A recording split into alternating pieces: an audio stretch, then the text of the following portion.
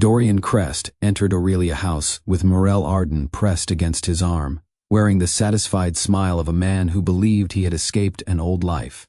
The restaurant sat above Chicago, surrounded by glass walls and city lights. Wealthy guests spoke in low voices, while a pianist played near the windows. Dorian had chosen this place for one reason. He wanted to be seen. He wanted investors to notice his expensive suit. He wanted strangers to admire Morel's silver dress. He wanted every person in the room to believe leaving his wife had made him happier, richer, and stronger. Morel tightened her grip on his arm. "People are staring," she whispered. Dorian smiled. "Let them." 7 months earlier, he had walked out on Eloan after learning she was pregnant. He told himself their marriage had already failed. He told friends they had grown apart. He told Morel he had finally chosen the life he deserved. Yet deep inside, one memory refused to leave him. Eloan standing in their dining room, tiny baby socks lying on the floor, her voice breaking as she asked why their child was not enough to make him stay. Dorian forced the memory away as the hostess led them to their table. Tonight was supposed to prove he had made the right decision. He did not know the evening would place everything he abandoned directly in front of him. Morel reached for her phone before the server finished pouring water. "Move closer," she said. "I want a photo." Dorian frowned. "Put the phone away. You brought me here, yet you do not want anyone to know." "That is not true. You posted photos with Eloan." Dorian's hand stopped near his glass. "That was different." "Why?" "We were married." Morel stared at him. "So marry me." The question landed between them like a challenge. Dorian looked toward the windows. "We have never discussed marriage. We have been together for almost a year. Half of that year was secret." Morel's eyes hardened. "You never complained when you were lying to her." Before Dorian replied, the restaurant manager rushed toward the elevator. 2 servers followed him. Another employee cleared a private table near the windows. Conversations became quieter. Guests turned in their seats. Morel lowered her phone. "Who is coming?" Dorian watched the manager straighten his jacket. Someone important. Someone powerful enough to make an entire restaurant pay attention before stepping through the doors. Morel leaned forward. "You should introduce yourself." "I do not even know who it is." "That has never stopped you before." The elevator light changed. The manager smiled. The doors slowly opened. Dorian expected a politician, an investor, or a celebrity. The first person who stepped out made Morel sit straighter. The second person made Dorian forget how to breathe. Soren Velbrook walked out of the elevator wearing a charcoal suit and a calm expression. Dorian recognized him immediately. Velbrook Holdings controlled business contracts worth more than Dorian's entire company. 6 months earlier, Soren's executives had rejected one of Dorian's proposals without granting him a meeting. Morel whispered his name. "That is Soren Velbrook. I know. You need to speak with him." Soren shook the manager's hand, but he did not move toward the table. He turned back toward the elevator and held out his hand. A woman stepped forward. Dorian. "Welcome, Mr. Soren, Mrs. Soren. Right this way." Thank you. Dorian's face lost all color. Eloan. His pregnant ex-wife wore a deep green dress that rested softly around her stomach. Her hair fell across her shoulders. Her posture looked calm, confident, and untouched by the pain he remembered leaving behind. She placed her hand in Soren's. Morel looked from Eloan to Dorian. "Is that her?" Dorian did not answer. He had believed Eloan still lived alone in their old apartment. He believed pregnancy, divorce, and gossip had left her waiting for him to return. Yet, she stood beside one of the most influential men in Chicago. Soren guided her forward slowly, matching her steps. His attention remained on her, not the people watching him. Dorian stared at Eloan's stomach. His child was growing inside her. Another man was watching over both of them. Morel touched his wrist. "You said she had no one." Dorian pulled his hand away. He no longer knew whether the feeling inside him was jealousy, regret, or fear. Soren led Eloan toward the private table near the windows. He placed one hand behind her back as she walked. Dorian felt his chest tighten. That simple gesture carried more care than every payment he had sent since leaving her. Soren pulled out Elowen's chair and waited until she sat comfortably. A server brought water. Soren checked the label before allowing it to be poured. Elowen gave him a teasing look. He whispered something. She laughed. Dorian froze. He remembered that laugh. It once filled their small apartment when they ate cheap meals on the floor. It once followed him through years of failure, debt, and rejection. Now another man had brought it back. Morel studied Dorian's face.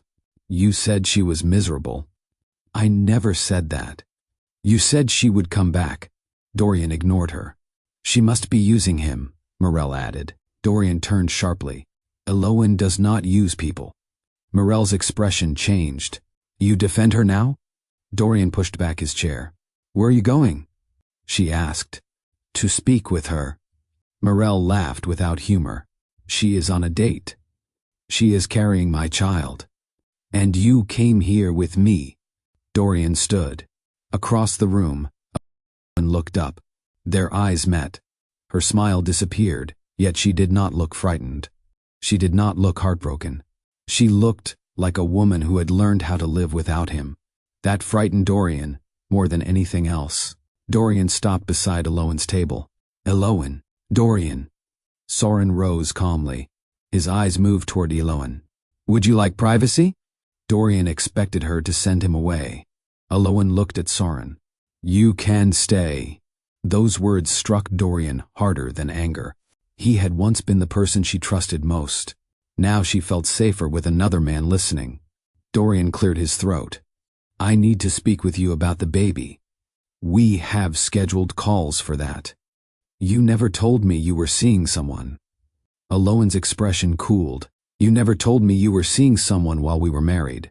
Dorian glanced toward Soren. What is your relationship with my wife? Ex-wife, Elowen corrected. Soren remained silent. He allowed her to answer for herself. Dorian noticed the respect in that choice, and it embarrassed him. Before their marriage ended, he had often spoken over Elowen, dismissed her concerns, and decided what she should feel. Now the man beside her did none of those things. Welcome, new and returning viewers, to Love Tales with Mr. Easton. Like this video, subscribe to the channel, and tell us where you are watching from.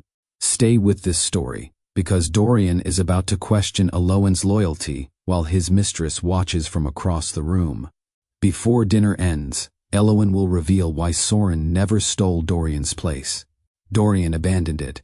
But to understand how a pregnant woman he left broken entered Aurelia House beside a powerful CEO, we must return to the years when Dorian had nothing, and Elowen gave him everything. 7 years before Dorian entered Aurelia House with another woman on his arm, he was a man almost nobody noticed. He lived with Elowen in a small one-bedroom apartment on the south side of Chicago. The building was old, the pipes complained each morning, and the heater worked only when it felt generous. Their kitchen table leaned slightly to one side because one leg had broken months earlier.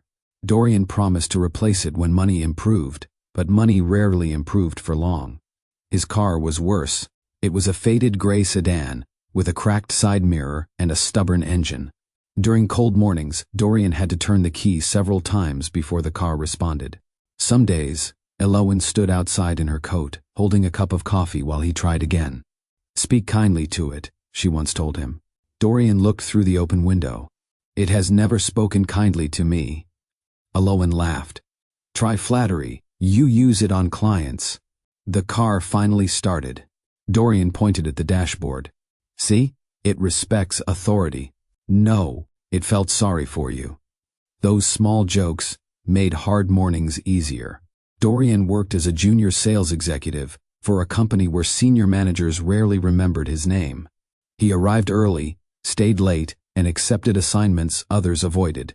Still, each promotion went to someone with stronger contacts or a wealthier family. At night, he worked on private business ideas. One involved helping small companies reduce operating costs. Another focused on connecting local businesses with larger suppliers.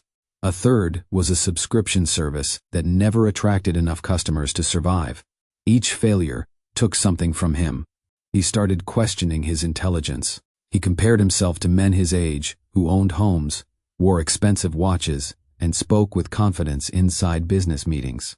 One evening, after receiving another rejection, Dorian came home carrying a cardboard box filled with notes, reports, and printed proposals.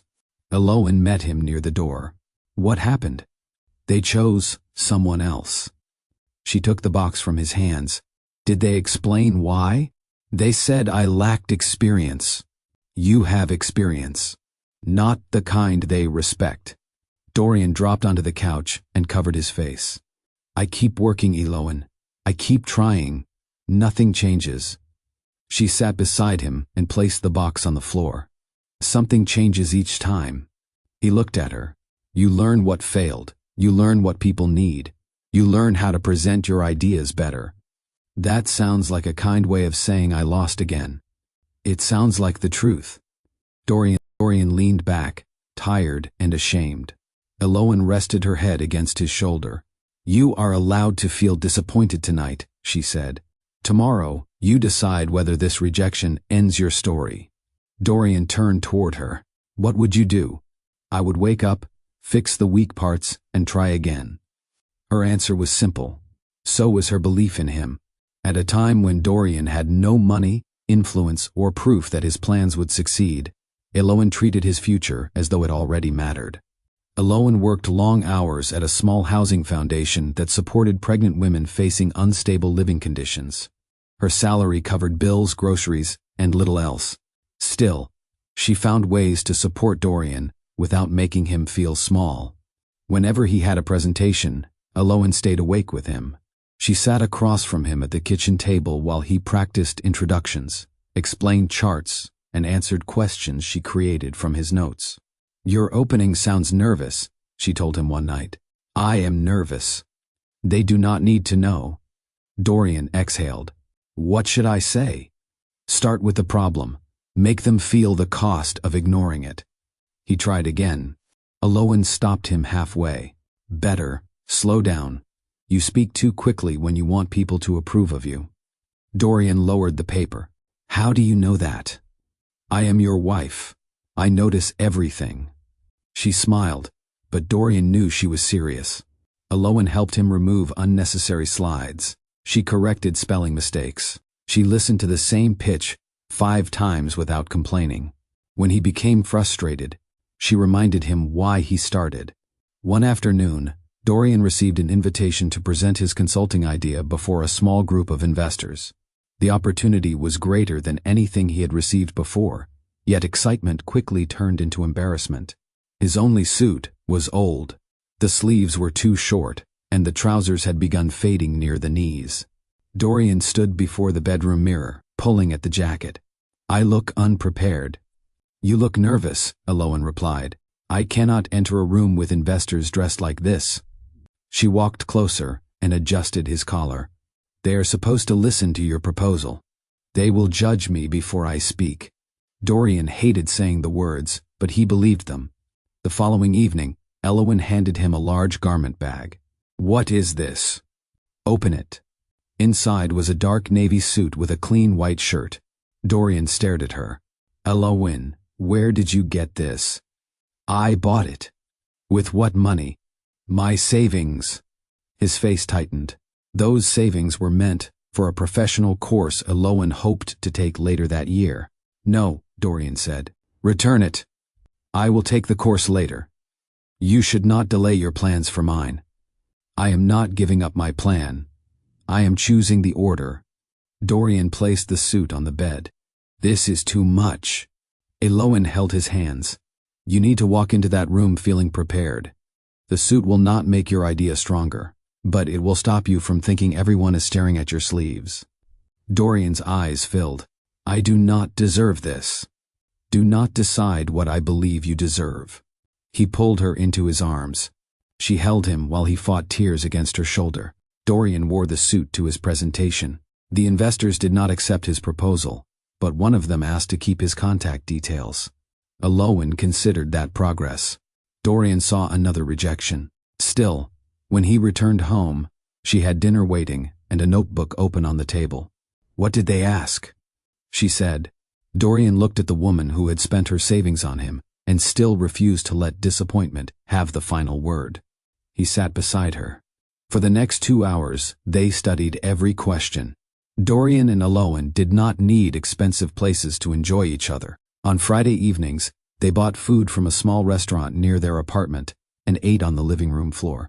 Their table was often covered with Dorian's business papers and Elowen's foundation reports, so the floor became their dining room. They shared one blanket during winter and argued playfully about who had taken more than half. "You are pulling it again," Dorian said. "I am pregnant with cold. That is not a real condition." "It feels real." He moved closer and wrapped one arm around her. "Better?" "A little." Some nights, they talked until midnight about the home they wanted to own one day. Elowen wanted a bright kitchen with enough space for children to complete homework while she cooked. Dorian wanted a private office with large windows and shelves filled with books he promised he would read. "You will buy the books," Elowen told him. "Reading them is another matter." "I read." "You read business summaries. They save time. They remove the parts that require patience." Dorian kissed her cheek. "That is why I married you. You read the long parts."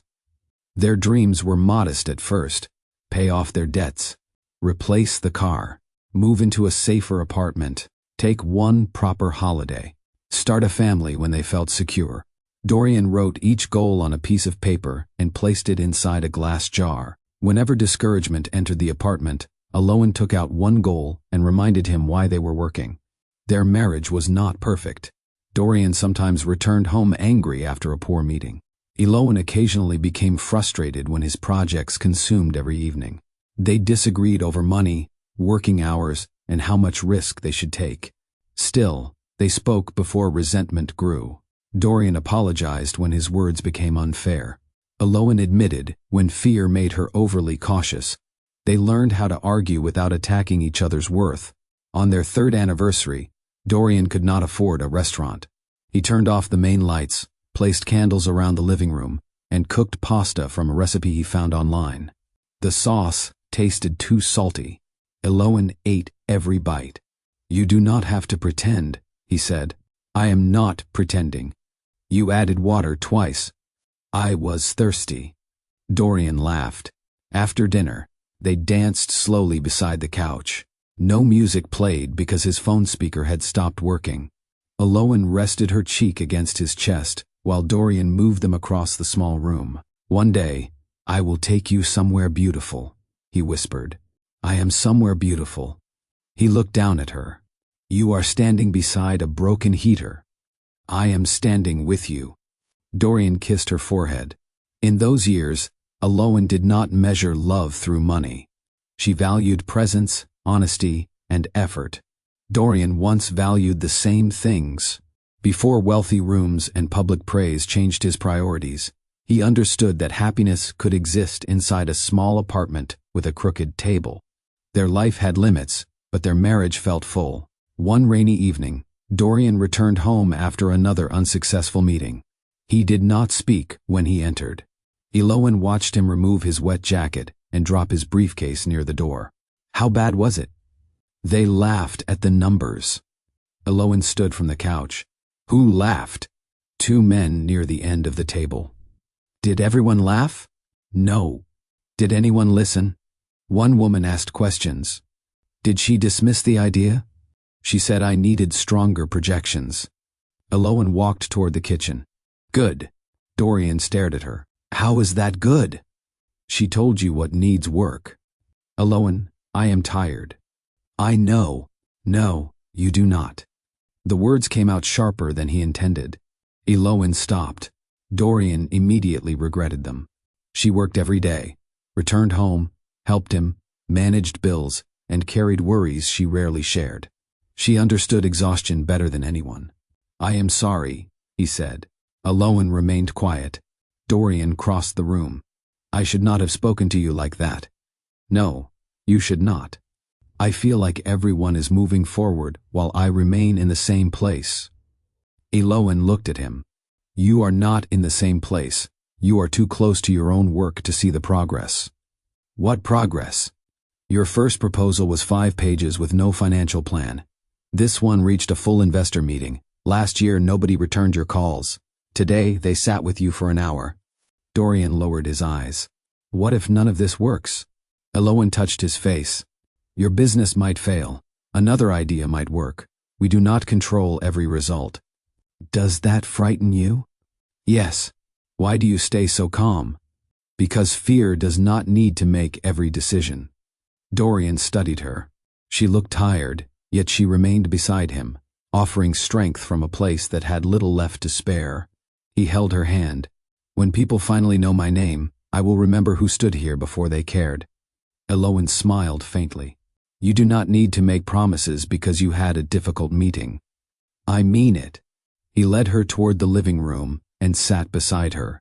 You believed in me when I gave you no reason. You gave me reasons. They were not financial. You gave up your savings. You gave up evenings. You listened to every terrible presentation. Some were terrible.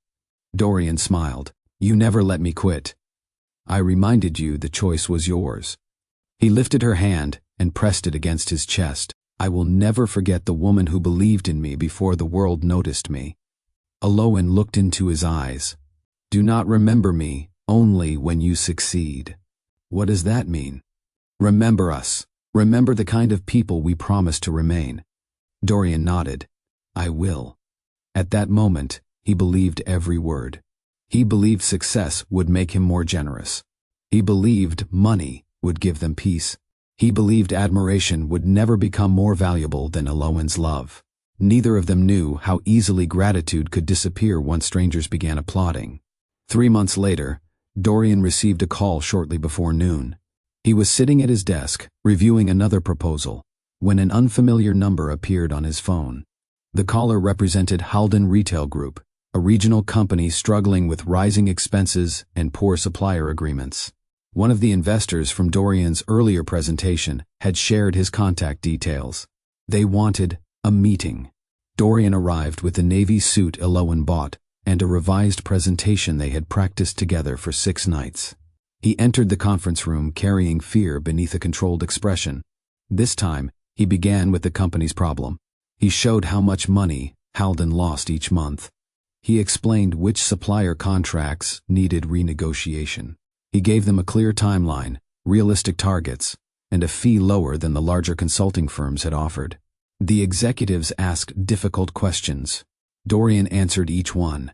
When the meeting ended, the chief financial officer asked him to wait outside. Dorian paced the hallway for 20 minutes. The conference room door finally opened.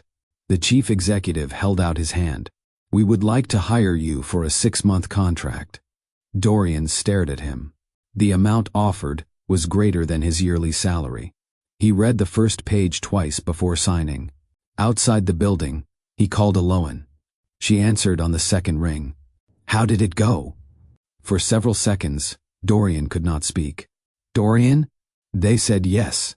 Silence followed. They hired me, Elowen. Her joyful cry forced him to move the phone away from his ear. I knew they would. You did not know. I believed. Dorian laughed as tears reached his eyes. He left work early and hurried home. His car refused to start outside the office, but he did not care. He took a bus, holding the signed contract against his chest throughout the journey. Elowen opened the apartment door before he knocked twice. Dorian lifted the papers. We did it. She ran into his arms. He lifted her from the floor and turned in a circle while she laughed. That evening, they bought a small cake from the grocery store. Dorian placed one candle on top because it was all they had at home. To the beginning, Elowen said. Dorian raised his glass. To us. They ate near the crooked table while discussing how the contract money would change their lives. They would pay their debts, repair the car, add to Elowen's course savings, set money aside for a better apartment. Elowen looked around their little home and felt relief settle over her. She believed their difficult season had finally ended. She believed the contract would reward every sacrifice they had made together. She believed Dorian would keep his promise and remember who stood beside him before success arrived. She had no reason to know that this first victory would open doors to rooms where Dorian would slowly learn to treat her loyalty as something ordinary. The Halden retail contract became the first proof Dorian needed. For 6 months, he worked harder than anyone expected. He reviewed supplier agreements, studied the company's expenses, and created a plan that saved Halden more money than his proposal had promised. The executives were impressed. When the contract ended, they recommended him to 2 other companies. Those companies introduced him to more clients. Within a year, Dorian left his sales job and opened Crest Advisory Group. At first, the company operated from a rented office with 2 employees and second-hand furniture. Dorian handled most meetings himself. Aloan helped him organize receipts in the evenings and brought food when he worked late. Growth came quickly. A technology company hired him to restructure its sales department.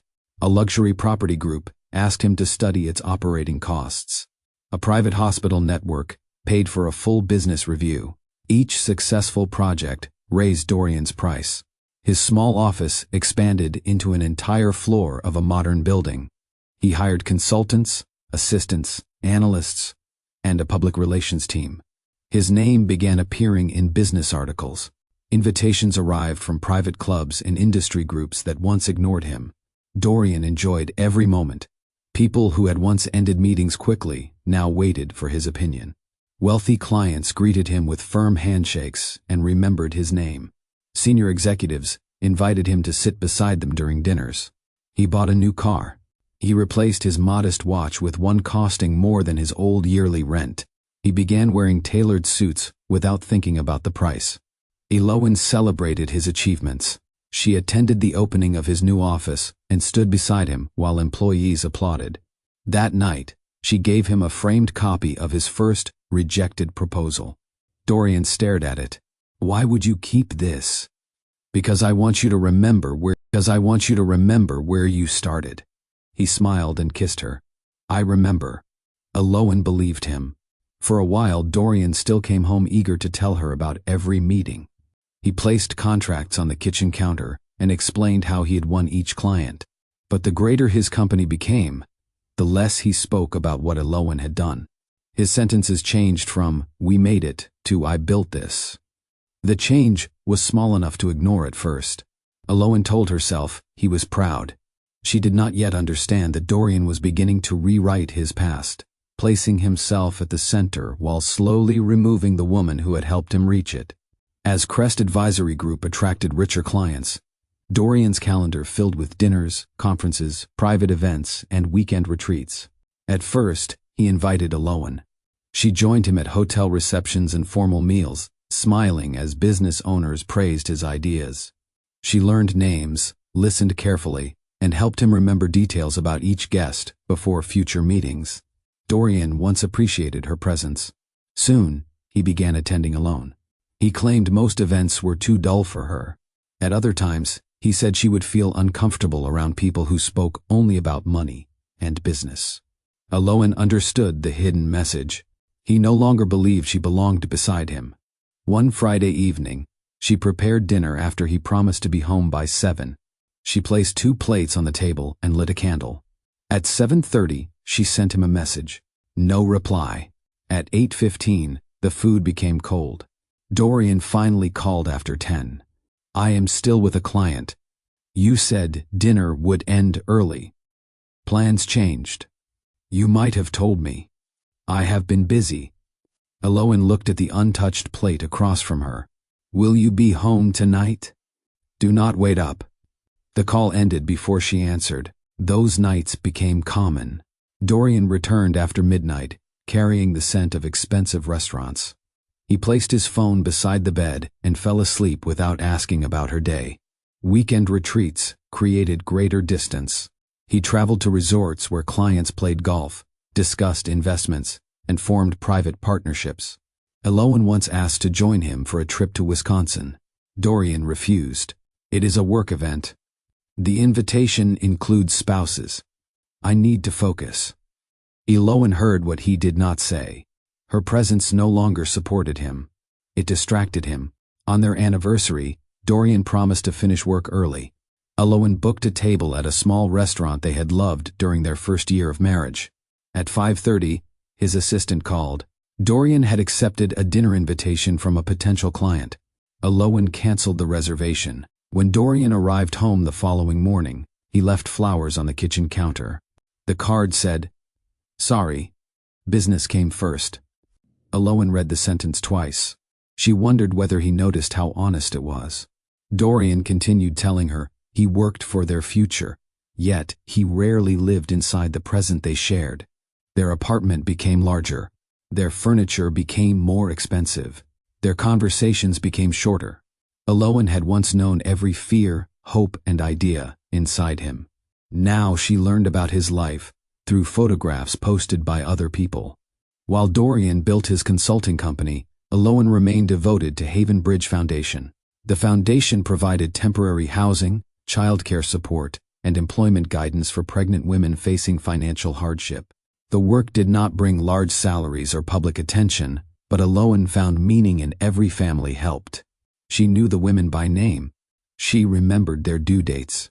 She attended training sessions, visited housing properties, and spent hours searching for sponsors. Dorian had once admired her dedication. During their early marriage, he listened when she shared success stories. He celebrated each time a mother found stable work or moved into a permanent home. As his social circle changed, his interest faded. One evening, Alowan returned from work, carrying folders filled with plans for a new housing property. "We found a building," she said. "It needs repairs, but we could create 8 private rooms." Dorian continued reading an email. "That sounds good. We still need funding." "Then ask for donations." "We are. I hoped you might review the proposal."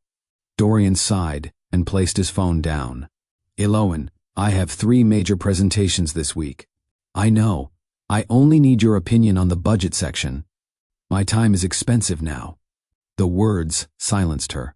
Dorian noticed her expression. "I did not mean it like that." "How did you mean it?" "I mean my company has people who handle charitable accounts. Send it to one of them." "I wanted your help. You need professional advice. Do not make this emotional." Alowan closed the folder.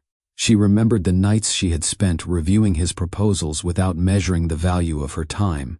Months later, Dorian hosted several clients at their home. Alowan joined the conversation and mentioned Haven Bridge. One guest expressed interest in supporting the program. Before Alowan finished explaining it, Dorian interrupted. "My wife has always loved small community projects."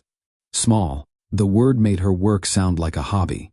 Alowan looked at him, but Dorian continued speaking about his latest contract. After the guest left, she asked why he dismissed the foundation. "I did not dismiss it. You called it a small project. It is small compared to the companies we were discussing. The women we help do not feel small." Dorian removed his jacket. "You take everything personally." "It is personal to me. That is the problem. You care too much and think too little about growth." Alowan stared at him. "Not everything valuable needs to become an empire." Dorian laughed quietly. "That is easy to say when you have never built one." The remark stayed with her long after he left the room. His success had not only changed how he saw himself, it had changed how he measured everyone else. The Chicago Business Leadership Council named Dorian its Emerging Executive of the Year. The award ceremony took place inside a grand hotel ballroom filled with investors, company founders, reporters, and senior executives. Alowan spent weeks preparing. She chose a dark blue dress Dorian's stylist recommended. She attended a fitting, changed her hairstyle, and practiced the names of several guests he wanted her to meet. Dorian barely looked at her before they left home. "You look fine," he said while answering a message. "Fine." Alowan ignored the disappointment and followed him to the car. Inside the ballroom, Dorian became someone else. He greeted guests with warmth, laughed easily, and placed a hand around Alowan's waist whenever a photographer approached. She smiled beside him while feeling like part of his public presentation. During dinner, a video played showing Dorian's rise from junior employee to company founder. It featured interviews with clients, employees, and business partners. Alowan was not included. She told herself the omission did not matter. Dorian knew what she had done. That should have been enough. When his name was announced, the room filled with applause.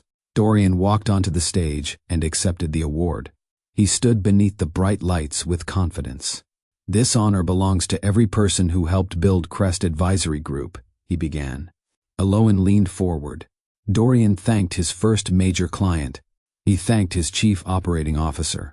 He thanked the investors who supported the company's expansion.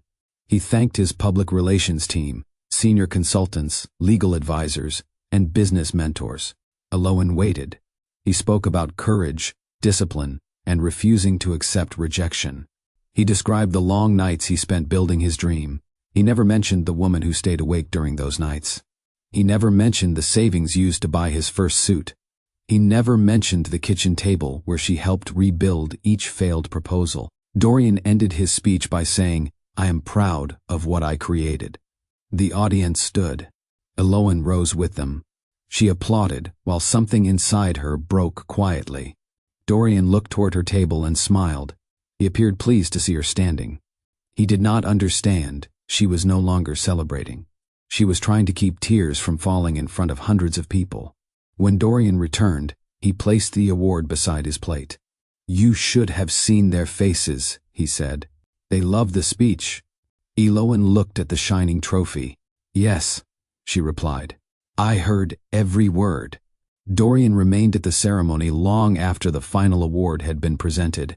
He moved from table to table, accepting congratulations and discussing future projects. Eloan stayed beside him until her smile began to hurt. Near midnight, they entered the hotel elevator alone. The doors closed. Dorian examined his trophy. "This will look perfect in the office." Eloan watched the floor numbers change. "Why did you leave me out?" Dorian glanced at her reflection in the polished wall. "Leave you out of what?"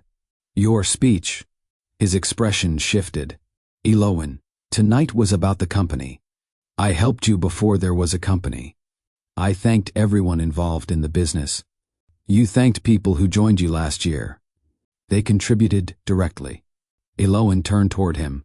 "I contributed when your proposals kept failing. I helped you practice. I used my savings to buy the suit you wore to your first investor meeting." Dorian sighed. "You want credit for buying clothes 7 years ago? I want to know you remember." "Of course I remember." "Your speech sounded like you built everything alone." The elevator doors opened. Dorian walked into the quiet hallway. Eloan followed him toward their room. "I did not ask you to give me half the award," she said. "One sentence would have been enough." Dorian stopped outside the door. "You waited until the best night of my career to complain. I waited until we were alone. You could have been happy for me. I was proud of you." "You do not sound proud." I felt erased. Dorian unlocked the door. "You are making this about yourself." Eloan followed him inside. "You made our entire past about yourself." He placed the trophy on a table with more force than necessary. "I worked for this." "I never said you did not." "You are upset because people finally respect me." Eloan stared at him. "Why would your success upset me when I helped you reach it?" "Because my life has become bigger and you feel left behind." The accusation struck her. "My life has meaning, Dorian." "I did not say it does not."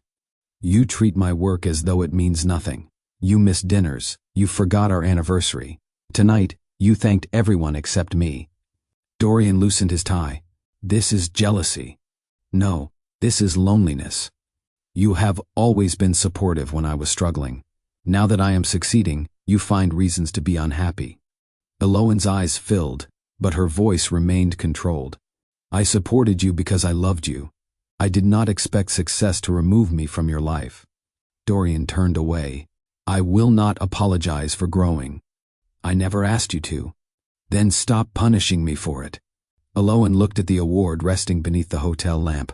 She understood the problem was no longer one forgotten sentence.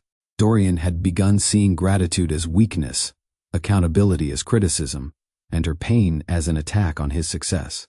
The man who once promised to remember her, now believed remembering her reduced what he had achieved. That night, Eloin lay beside him without sleeping. Dorian rested peacefully. He believed he had won an award. He did not realize he had taken the first serious step toward losing the woman who helped him become worthy of receiving it. 3 months after the awards dinner, Crest Advisory Group sent Dorian to New York for a 4-day corporate retreat. The event brought together executives, consultants, investors, and public relations specialists from several major companies. Meetings filled the mornings. Private dinners and networking events filled the evenings. Dorian arrived ready to impress. He wore a fitted black suit, a new watch, and the confidence he had once struggled to find. People recognized his name before he introduced himself. Several guests had read articles about his company.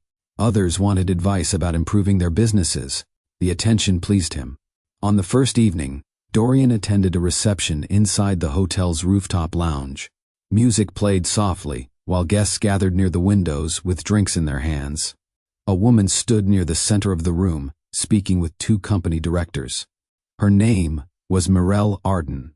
She worked for a public relations agency known for managing executives, business launches, and public scandals. Mistress had a talent for studying people quickly.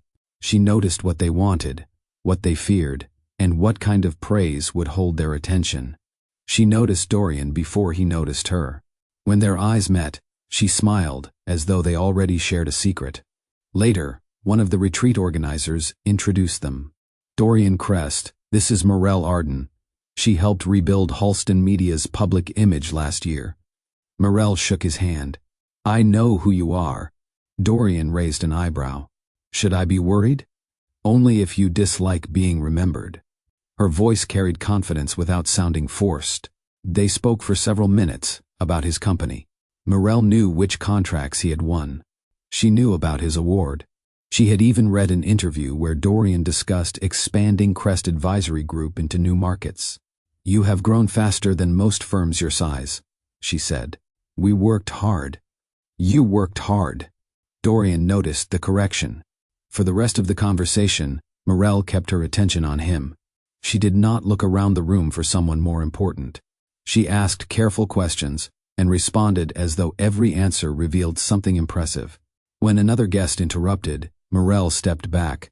I will let you return to your admirers. They are not admirers. She smiled. You should learn to accept what you have earned. As she walked away, Dorian watched her longer than he should have. He told himself he was only curious. Yet for the first time in years, someone had looked at him as though success had made him fascinating. Part 2. Praise that fed his pride. Mistress found Dorian again the following morning. He stood alone near the conference room, reviewing notes before a panel discussion. She approached, carrying 2 cups of coffee. I guessed you take yours without sugar.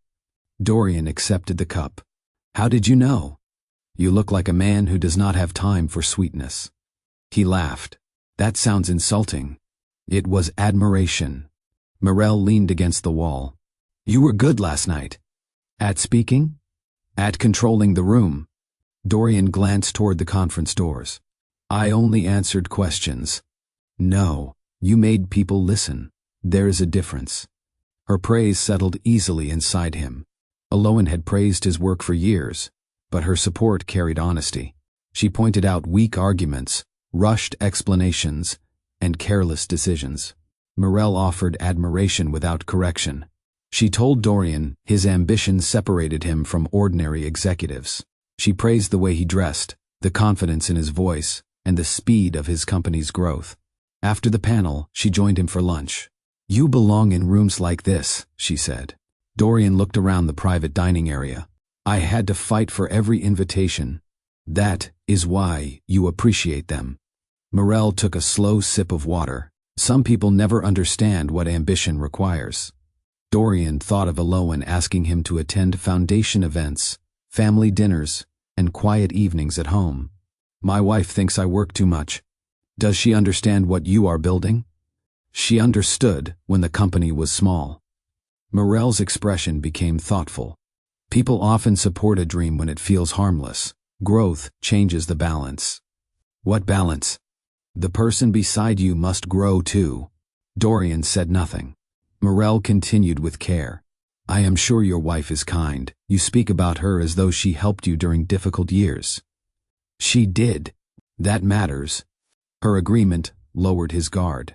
Morel did not insult Elowen directly. She allowed Dorian to reach the judgment himself.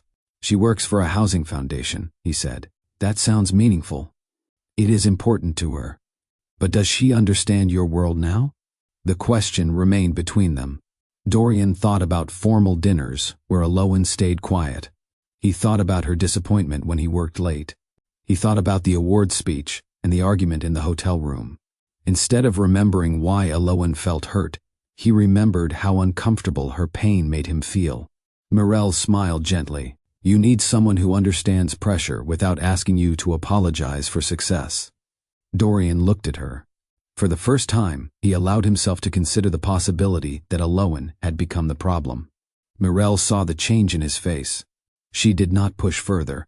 She had already given his pride a story it wanted to believe. The New York retreat ended on a Sunday afternoon. Before leaving the hotel, Dorian exchanged business cards with several executives. Morel handed him hers last.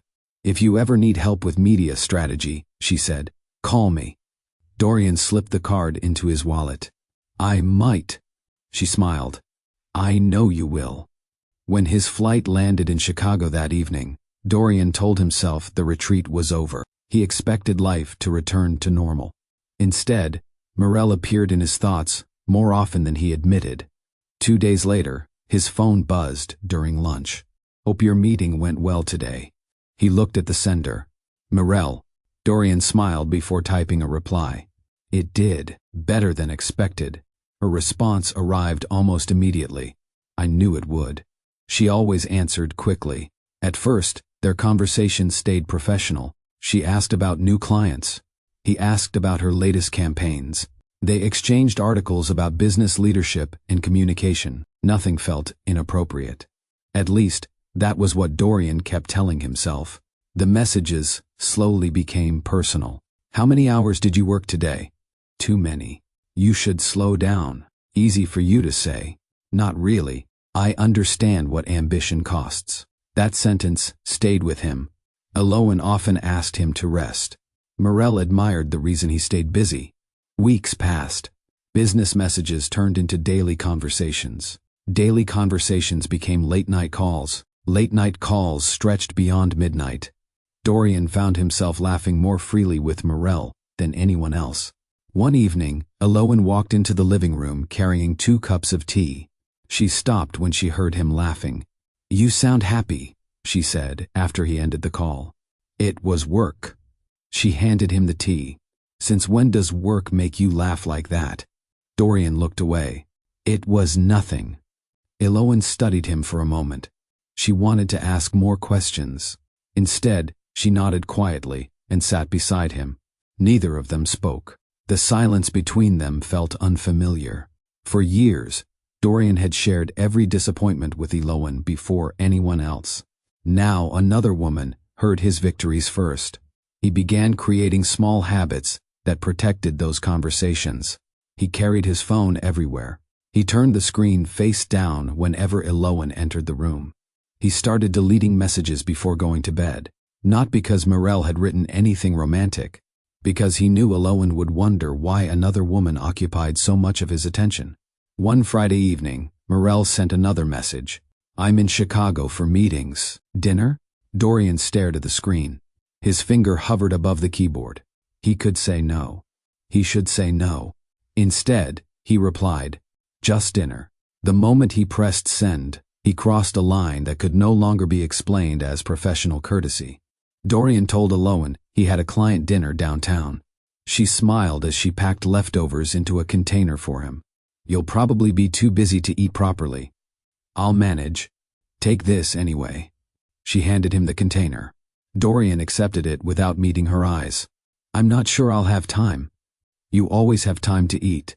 He forced a smile. I'll try. When he reached the restaurant, Morel was already waiting. She wore a simple black dress instead of the expensive business clothing he expected. You came, she said. You sounded surprised. I wasn't sure you would. Dinner began with business. Within 30 minutes, They were discussing childhood memories, family expectations, favorite books, and dreams neither of them had achieved. Dorian could not remember the last time he spoke so openly. Morel listened, without interrupting. When he described the pressure of leading a growing company, she never suggested he work less. She admired the pressure. "You carry more responsibility than most people ever understand," she said. "It doesn't always feel that way. Because everyone around you expects strength." She leaned forward. "Who takes care of you?" The question caught him off guard. No one had asked him that in a long time. He answered before thinking, "I usually take care of everyone else." Morel smiled gently. "I had a feeling." By the time dinner ended, Dorian had spent 3 hours with her. When he checked his phone, he found 2 messages from Eloan. "Drive safely. Did your meeting finish well?" He stared at the screen. Guilt settled heavily inside him.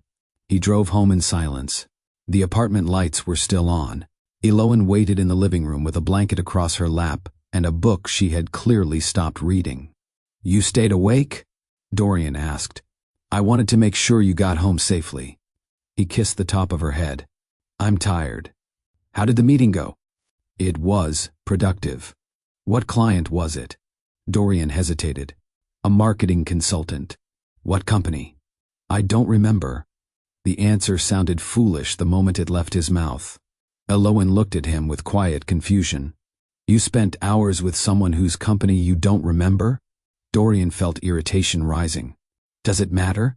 "I was only asking." "I answer questions all day. So I shouldn't ask any." He sighed loudly. "I don't want an interrogation the moment I get home." Eloan lowered her eyes. It wasn't an interrogation. She stood and picked up the untouched container of food she had packed for him. "You didn't eat." "I wasn't hungry." "You always forget meals when you're working." Dorian almost corrected her. He almost admitted he had shared a long dinner with Morel instead. Instead, he remained silent. That silence protected the growing secret. It also placed another crack inside the marriage he once promised would always come first. Over the following weeks, Dorian kept telling himself nothing serious had happened. He had only shared dinners, only exchanged messages, only enjoyed conversations with someone who understood the pressure of his career.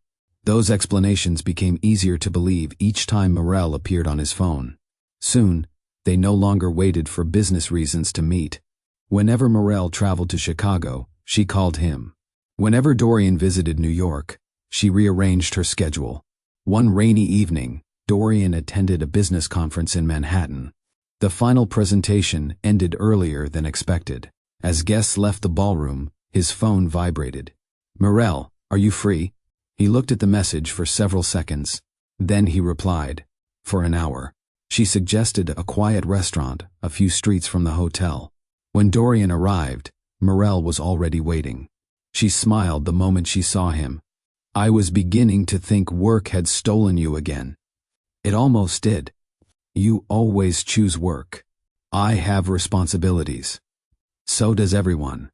She looked directly into his eyes. "The difference is that you carry yours alone." Dorian leaned back. "No one builds a company without sacrifice." "I know." She reached across the table and gently touched his hand. "That is why I admire you." Dorian did not pull away. For several moments, neither of them spoke. The restaurant continued around them, but their table felt strangely separate from everything else. Morel slowly withdrew her hand. "You know," she said quietly, "I have never met anyone who works as hard as you." "My wife would disagree. She thinks you work too much." "She says I miss too many important moments." Morel nodded thoughtfully. "Does she ever stop to ask why?" Dorian looked down at his glass. "She thinks I care more about business than home." "And do you?" "No." "Then why do you always sound guilty when you mention her?" He remained silent. Morel continued carefully. "I think she still sees the young salesman you used to be." "What do you mean?" "She supported the man struggling to survive." "Yes, but you are no longer that man." Dorian frowned. "She doesn't understand how much pressure comes with success." "She tries." "Trying isn't always enough." Those words settled inside him. For months, he had refused to admit how often he felt misunderstood. Now Morel had given those feelings a voice. Dinner ended, but neither of them wanted the conversation to stop. They walked through the city together. Cold air moved between the buildings while traffic rolled past them. Morel laughed as she described one of her clients. Dorian laughed harder than he had in weeks. When they reached the entrance of her hotel, she stopped. "I should go." Dorian nodded. "So should I." Neither of them moved. Morel searched his face. "You're thinking too much." "I always do." "No." She smiled softly. "You're thinking about what you want, instead of what everyone expects from you." Dorian lowered his eyes. "My life isn't simple." "I never said it was." She stepped closer. "So answer one question." "What?" "When you're with me, do you feel lighter?" He wanted to deny it. Instead, he answered honestly. "Yes." Morel reached for his hand. "I feel the same." For a long moment, they stood without speaking. Dorian knew exactly what was happening. He knew he should leave. He knew Elowen was waiting for him in Chicago. He knew she trusted him completely. Images filled his mind. Elowen buying his first suit. Elowen staying awake through endless presentations. Elowen dancing with him inside their tiny apartment. Elowen promising they would survive every setback together. He closed his eyes. If he walked away now, everything could still be repaired. The marriage had problems. The distance between them had grown. But there was still time. Morel looked at him. "I don't want to become another regret." Those words reached the part of Dorian that had grown addicted to admiration. He convinced himself he deserved to feel understood. He convinced himself Elowen no longer saw the man he had become. He convinced himself this connection was different. Before reason could return, Dorian stepped forward. He kissed Morel. The moment lasted only a few seconds. When they pulled apart, neither of them spoke. Dorian immediately felt guilt. A heavy, unmistakable guilt. He should have apologized. He should have ended every conversation. He should have boarded the next flight home and confessed everything to Elowen. Instead, he chose another story. He told himself the kiss happened because his marriage had already been falling apart. He told himself he and Elowen wanted different lives.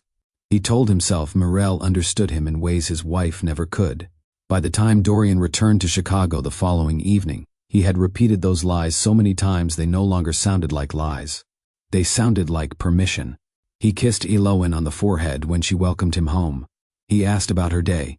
He unpacked his suitcase. He sat beside her during dinner. Yet while Elowen spoke about a young mother who had finally found permanent housing through the foundation, Dorian found himself thinking about another woman. That frightened him. Not enough to stop, only enough to hide it better. The affair had not truly begun with a kiss. It began the moment Dorian decided protecting his image mattered more than protecting his marriage. From that night forward, every choice became easier. Every lie came faster. Every secret demanded another. Without realizing it, Dorian had begun walking toward the very moment that would one day leave him standing inside Aurelia House, watching another man treasure the woman he had thrown away. Elowen discovered she was pregnant on a quiet Tuesday morning. For several days, she had felt unusually tired. Certain foods made her nauseous, and the scent of coffee suddenly became unbearable. At first, she blamed stress. Dorian had been distant for months, and their home felt colder each week. Still, something inside her urged her to take a test. She stood alone in the bathroom, staring at the result with one hand pressed over her mouth. Positive. For a few seconds, she could not move. Tears filled her eyes as she rested her hand over her stomach. She and Dorian had once spoken about children during late nights in their small apartment. They had chosen possible names, joked about who would handle sleepless nights, and promised their children would grow up in a home filled with affection. Elowen allowed herself to believe this baby might bring them closer again. She scheduled a medical appointment and received confirmation. The doctor told her she was 12 weeks pregnant, and the baby appeared healthy. Elowen left the clinic carrying a small printed scan inside her handbag. She held it carefully during the journey home, smiling each time she thought about Dorian's reaction.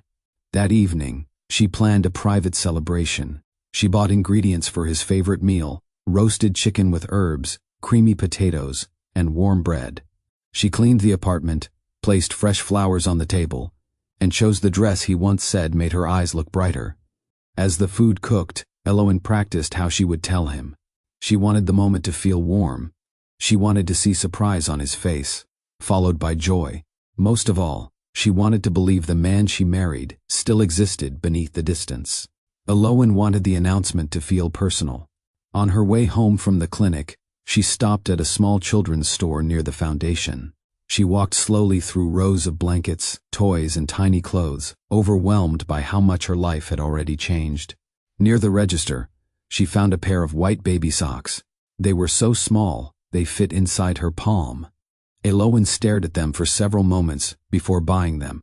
At home, she placed the socks inside a small cream-colored gift box. Beneath them, she added the medical scan and a handwritten note. "You are going to be a father." She read the sentence twice before closing the lid.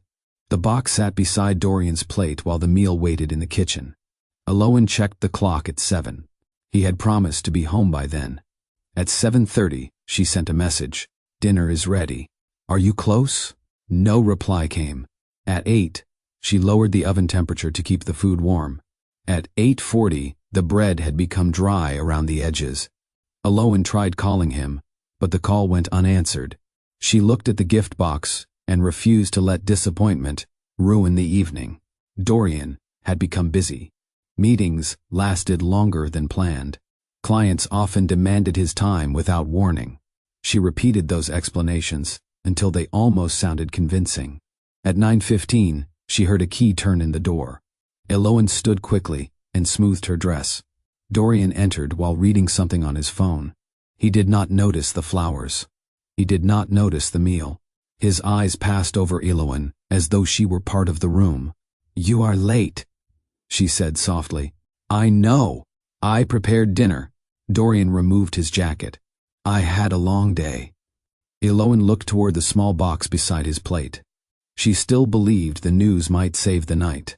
Dorian sat at the table without asking why Elowen had dressed carefully or why candles stood between their plates. He picked up his fork and tasted the food. "It is cold. I kept it warm for 2 hours." He shrugged. "I told you work was busy. You did not tell me you would be late." Dorian placed his phone beside his plate. "I do not want to argue." "Neither do I." Elowen sat across from him, waiting for the right moment to hand him the box. Dorian ate quickly while checking his phone between bites. His attention remained elsewhere. When his glass became empty, he stood. "I need water." He left the phone on the table and walked toward the kitchen. Elowen looked down at the gift box. She reached for it. Before her fingers touched the lid, Dorian's phone lit up. A message appeared across the screen. "I still feel your kiss. When will you tell her about us?" Elowen stopped moving. The room seemed to shrink around her. She stared at the words, waiting for them to change. They did not. A second message appeared. "I hate sharing you with your wife." The sender's name was Mirel. Elowen's heartbeat grew painful.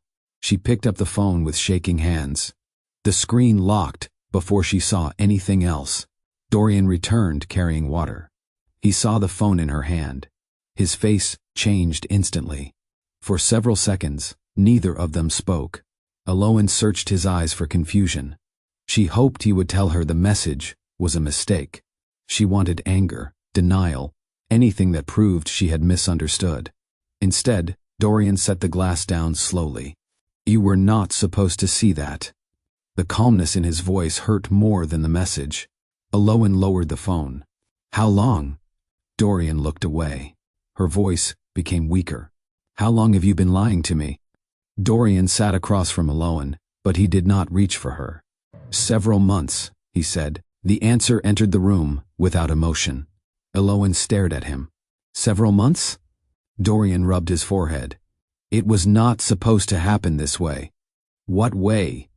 "You finding out through a message." Elowen's eyes filled. "So the problem is how I learned, not what you did." "That is not what I said." You have been coming home to me while carrying on with her. Dorian lowered his voice. Elowen, things between us have not been right for a long time. She looked at him in disbelief. You stopped calling. You stopped coming home. You created the distance. We both changed. No, you changed and expected me to accept whatever remained. Dorian pushed his plate away. I am tired of feeling trapped. The word struck her deeply. Trapped? I cannot breathe inside this marriage without disappointing you. I asked for honesty. You asked for more time than I could give. I asked my husband to come home. Dorian stood and walked toward the window. You never understood the pressure I faced. I stayed beside you through every failure. That was years ago. Elowen slowly rose from her chair. You speak about my loyalty as though it expired when your income changed. Dorian turned. Morel understands my life now. She admires your success. She respects me. I respected you before anyone knew your name. That is the problem. Elowen froze. Dorian continued before considering the damage. You still look at me like the man who needed saving. I never tried to save you. You remind me of who I used to be. Because I was there. Her voice broke. Dorian looked away, but he did not take the words back. Elowen understood he had created a version of their marriage where her support became a burden and his betrayal became an escape. Dorian reached for his phone. I need time. Elowen stared at him. Time for what? To think. About your marriage or your mistress? Dorian did not answer. He stepped toward the door. Elowen moved in front of him. You do not get to destroy everything and leave before I finish speaking. Dorian's arm brushed against the table. The small gift box fell. The lid opened when it hit the floor. The white baby socks rolled between them. Dorian stopped. His eyes moved from the socks to the medical scan lying beside them. What is this? Elowen could no longer hold back her tears. You were supposed to open it during dinner. Dorian bent down and picked up the note. His face lost all color as he read it. You are pregnant? Elowen placed one hand over her stomach. 12 weeks. Dorian lowered himself into the nearest chair. For one brief moment, the hardness left his expression. He looked frightened. He looked ashamed. He looked like the man who once spoke about becoming a father while holding Elowen close. Is the baby healthy? He asked. Yes. Why did you not tell me sooner? I learned today. Dorian stared at the tiny socks. Elowen waited for him to reach for her. She waited for him to say the affair was over. His phone vibrated. Morel's name appeared again. Dorian looked at the screen, rose from the chair, and picked up his jacket. Elowen's face fell. You are still leaving? I need time to understand what I want.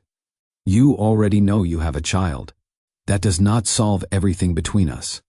No, but it should tell you where you belong tonight.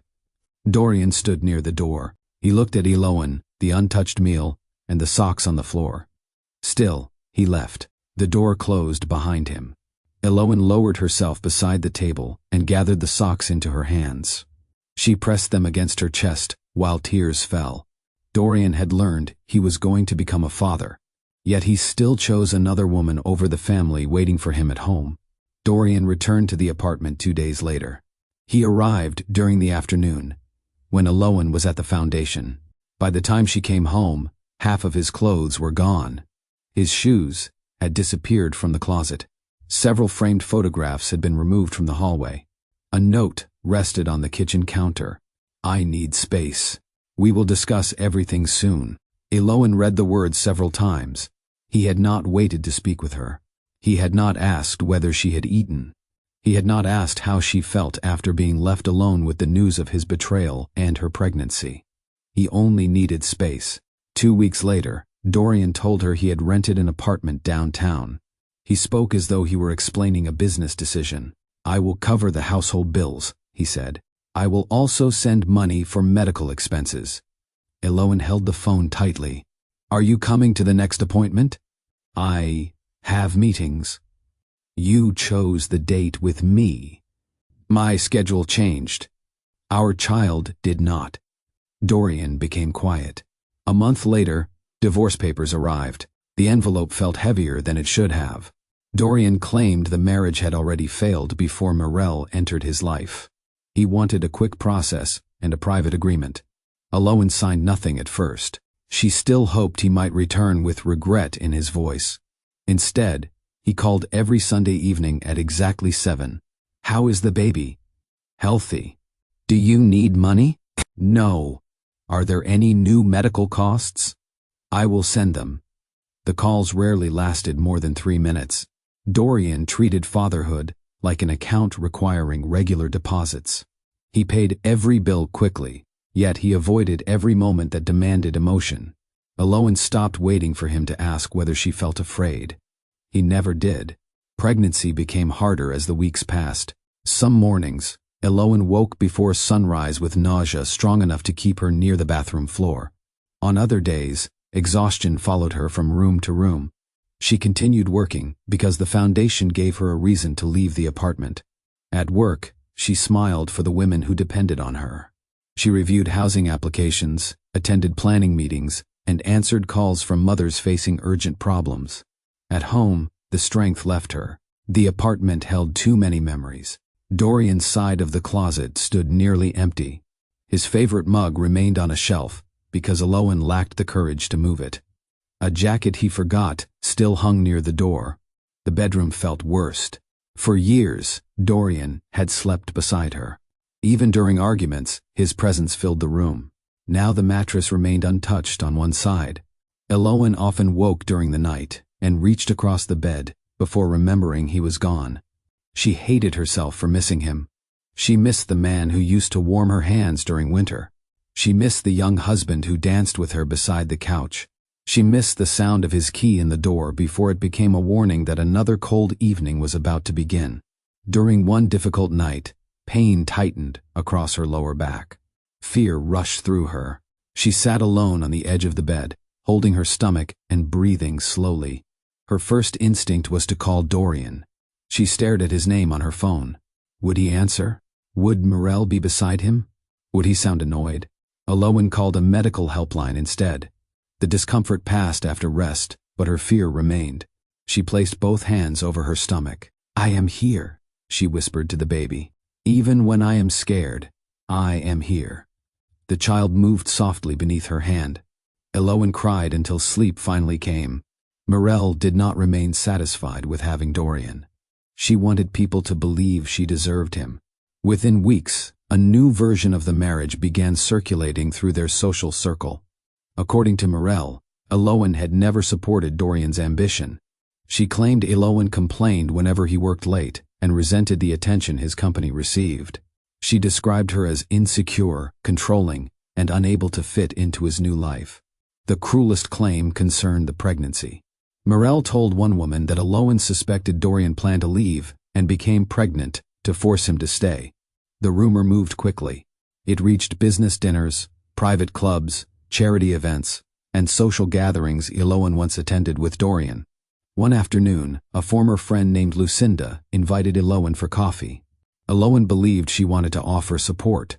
Instead, Lucinda spent 10 minutes asking careful questions. "Were you and Dorian trying for a baby?" Aloan looked at her. "Why does that matter?" "I heard the timing was..." Aloan looked at her. "Why does that matter?" "I heard the timing was unexpected." Pregnancies are often unexpected. Lucinda stirred her drink. Morel said Dorian had already spoken about leaving. Aloan felt cold. "He never told me that." "She said you knew." Aloan understood the purpose of the meeting. Lucinda had not come to comfort her. She had come to judge whether the rumor sounded true. "I did not trap my husband," Aloan said. "I prepared dinner to tell him he was going to be a father. That same night, I learned about Morel." Lucinda looked embarrassed. "I did not mean to upset you." "You repeated a cruel question to a pregnant woman whose marriage has ended." Aloan stood. That was a choice. She left the cafe with her hands shaking. Morel had already taken part in destroying her home. Now she wanted to destroy the truth as well. Dorian heard the rumors within days. His chief operating officer mentioned them after a client dinner. People are saying Aloan used the pregnancy to stop the divorce. Dorian stopped reviewing the document in front of him. That is not true. His colleague waited. Are you going to correct it? Dorian looked toward the office window. I do not discuss my private life. The answer protected him from embarrassment. It did nothing to protect Aloan. At another event, a business partner called Aloan bitter and difficult. Dorian knew the man had met her only twice. Still, he offered no correction. Each time he stayed silent, the false story gained strength. People assumed he would defend Aloan if she were innocent. His refusal to speak made Morel's claims appear credible. Aloan began receiving fewer invitations. A charity committee removed her from an upcoming dinner because organizers feared her presence might create tension with Dorian's clients. 2 women she once considered close friends stopped returning her calls. Others sent polite messages saying they did not want to become involved. Aloan watched years of friendships disappear without a single honest conversation. The worst moment came during a foundation meeting. A potential sponsor asked whether Aloan's personal situation might affect her judgment. Her director ended the meeting quickly, but the question humiliated her. Aloan went home and called Dorian. You know what Morel is saying. Dorian remained quiet. You know it is false. I cannot control what people say. You can tell the truth. That will create more attention. I am already carrying the attention alone. Dorian sighed. Aloan, I have clients to protect. Her voice dropped. And I had a name to protect. He did not answer. That silence gave her the answer she needed. Dorian valued his reputation more than her dignity. After the call ended, Aloan sat alone at the kitchen table. For months, she had blamed Morel for the rumors. Now she understood Dorian held equal responsibility. Morel created the lies. Dorian gave them permission to survive. He knew Aloan had supported him from the beginning. He knew she had never tried to control him with money, pregnancy, or public shame. He knew she learned about the baby before learning about the affair. Still, he protected himself. Speaking honestly would force him to admit he betrayed a loyal wife during her pregnancy. Silence allowed him to avoid that admission. It also allowed Aloan to carry every consequence. She lost friends. She lost invitations. She lost public trust. She began questioning every kind word because she no longer knew who believed Morel. One evening, Aloan stood before the bathroom mirror and studied her tired face. She had spent weeks waiting for Dorian to show courage. She finally accepted he would not. His refusal to defend her was not confusion. It was a decision. Before we continue, I want to ask you a serious question. Does silence make someone innocent when they know a lie is destroying another person? Dorian never created every rumor, yet he heard them and refused to correct them. He watched Aloan lose friendships, respect, and peace because the truth would have embarrassed him. Share your answer in the comments. Do you believe silence becomes betrayal when someone has the power to stop a lie? Please like this video and subscribe to Love Tales with Mr. Easton if you believe loyalty should continue even after a relationship ends. Aloan could no longer depend on Dorian to restore her name. She would have to rebuild her life without his honesty, his protection, or his approval. She did not know someone from her past was about to see her standing alone in the rain. That meeting would change everything. The prenatal appointment lasted longer than Aloan expected. The doctor had noticed her weight had dropped slightly and asked several questions about stress, sleep, and meals. Aloan answered carefully, embarrassed by how difficult simple things had become. She insisted the baby was her priority. The doctor reminded her that caring for the baby also meant caring for herself. By the time Aloan left the medical building, heavy rain covered the street. She stood beneath the entrance with one hand supporting her lower back and the other holding her phone. Her driver canceled. The next car accepted the request, moved halfway toward her, then canceled too. Cold air moved under the awning. Aloan pulled her coat closer around her body. The appointment had already left her emotional. Hearing the baby's heartbeat brought relief, but it also reminded her that Dorian had missed another chance to hear it. She looked at the empty space beside her. Other women left with husbands, sisters, mothers, and friends. One man carried an umbrella over his pregnant partner while keeping her medical papers dry beneath his jacket. Elowen looked away. She did not resent them. She only wished she did not feel so alone. Her phone showed another canceled ride. Rainwater reached the edge of her shoes. She considered returning inside, but the building would close soon. A black car slowed near the curb. At first, Elowen assumed the driver was dropping someone off. The rear door opened. A tall man stepped out, holding a dark umbrella. He turned toward the entrance. His eyes settled on Elowen. For a moment, his expression showed surprise. Elowen? She recognized the voice before she recognized the face. Soren Velbrook crossed the pavement toward her. Soren remembered Elowen from a charity event held 4 years earlier. The evening had taken place inside a luxury hotel filled with wealthy donors, business leaders, and public officials. Most guests had approached Soren because they wanted funding, influence, or access to his company. Elowen had behaved differently. She had greeted him politely when they were introduced, then stepped away when she noticed a young pregnant woman standing alone near the registration desk. The woman looked frightened. Her hands shook as she tried to complete a housing application. Elowen sat beside her.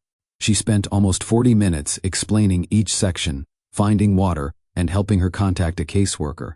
During that time, several donors searched for Elowen because she was supposed to give a short presentation. She refused to leave until the woman felt safe.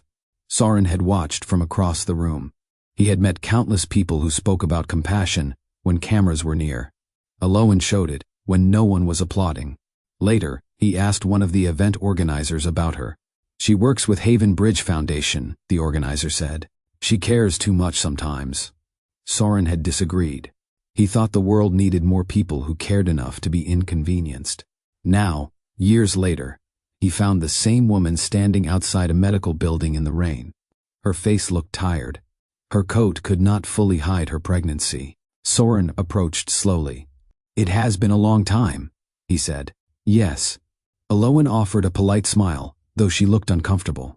His eyes moved briefly toward her stomach before returning to her face. "Congratulations." "Thank you." The words sounded fragile. Soren noticed, but did not comment. "Are you waiting for someone?" "A car. In this weather, it keeps canceling." Soren looked toward his driver. "My car is here. Let us take you home." Elowen immediately shook her head. "I do not want to inconvenience you." "You are not." She hesitated. Soren held the umbrella between them. He did not pressure her. He simply waited until she chose to accept. Inside the car, Elowen sat near the window and placed both hands over her handbag. She expected questions. People had become curious since the divorce. Some asked with fake concern. Others wanted details they could repeat later. Soren asked none of them. He did not mention Dorian. He did not ask why she attended the appointment alone. He did not ask whether the child's father remained involved. Instead, he spoke about Haven Bridge Foundation. "I heard the program added another property last year," he said. Elowen looked at him. "We did. That is difficult work. It is worth it. I remember meeting you at one of the fundraisers." Her expression softened. "You remember that? You spent most of the evening helping a woman complete an application." Elowen smiled faintly. She was terrified they would reject her. "Did they?" "No. We found her a room the following week." Soren nodded. "I thought so." Elowen looked out at the rain moving across the window. For the first time that day, she felt calm. Soren did not treat her like a problem requiring answers. He spoke to her as though she remained the same capable woman he once met. "You helped build something important," he said. "I used to think I was good at helping people."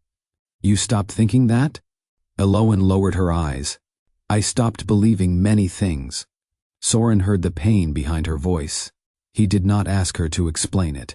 When the car stopped outside her apartment, he handed her a business card. "If the foundation ever needs support, call me." Elowen studied the card. "I am not asking you for money." "I know. Then why offer?" "Because you look like someone carrying too much alone." His honesty surprised her. Soren opened the car door and walked her beneath the umbrella to the building entrance. He waited until she was safely inside before returning to the car. He did not call afterward. He left the next decision in her hands. 3 weeks passed before Elowen used Soren's card. Haven Bridge Foundation had lost one of its largest sponsors after the company changed leadership. The loss created an immediate crisis. Without emergency funding, 12 pregnant women would lose their temporary rooms within 2 months. Elowen spent days contacting donors. Some declined politely. Others promised to review the request but never responded. The foundation director called an emergency meeting. "We might need to close one property," she said. Elowen looked around the table. "What happens to the women living there?" "We move who we can." "And the others?" No one answered. Elowen thought about the women by name. One had escaped an unsafe home. Another had started a new job and needed 6 more weeks before she could afford rent. A third was 17 and had no family willing to help her.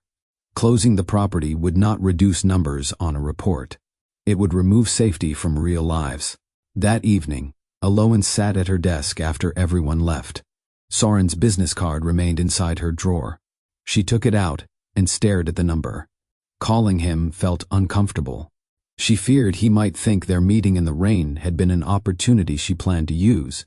Still, 12 women depended on her willingness to ask. Elowen called. Soren answered after the second ring. "Elowen, you saved my number?" "I remembered it." She paused. "I need to speak with you about Haven Bridge." "I am listening." Elowen explained the sponsor's withdrawal, the housing shortage, and the exact amount needed to keep the property open. Soren did not interrupt. When she finished, he asked for financial records, occupancy details, and a recovery plan. Elowen answered each question. "I will have my office review everything tomorrow," he said. Her heart sank slightly. She expected weeks of waiting. Soren continued. "If the documents confirm what you described, Valbrook Holdings will cover the shortage." Elowen gripped the phone. "For how long?" 1 year. She became silent. 1 year would not only protect the women already inside. It would give the foundation time to rebuild. Elowen met Soren at the foundation 2 days later. He arrived without reporters, assistants, or photographers. Only one financial advisor joined him. They reviewed the housing records, staffing costs, and future plans. Soren asked direct questions. Elowen answered with clear details. She explained why short-term housing alone was not enough. The women also needed job placement, childcare, transportation support, and help finding permanent homes. Soren listened closely. At the end of the meeting, he closed the file. Valbrook Holdings will fund the property for 1 year. The foundation director covered her mouth in relief. Elowen exhaled slowly. "Thank you." Soren looked at her. "There is another condition." Elowen's shoulders tightened. "What condition?" "I want Haven Bridge to expand the program." The director frowned. "We are struggling to protect what we already have. That is why the expansion needs stronger leadership."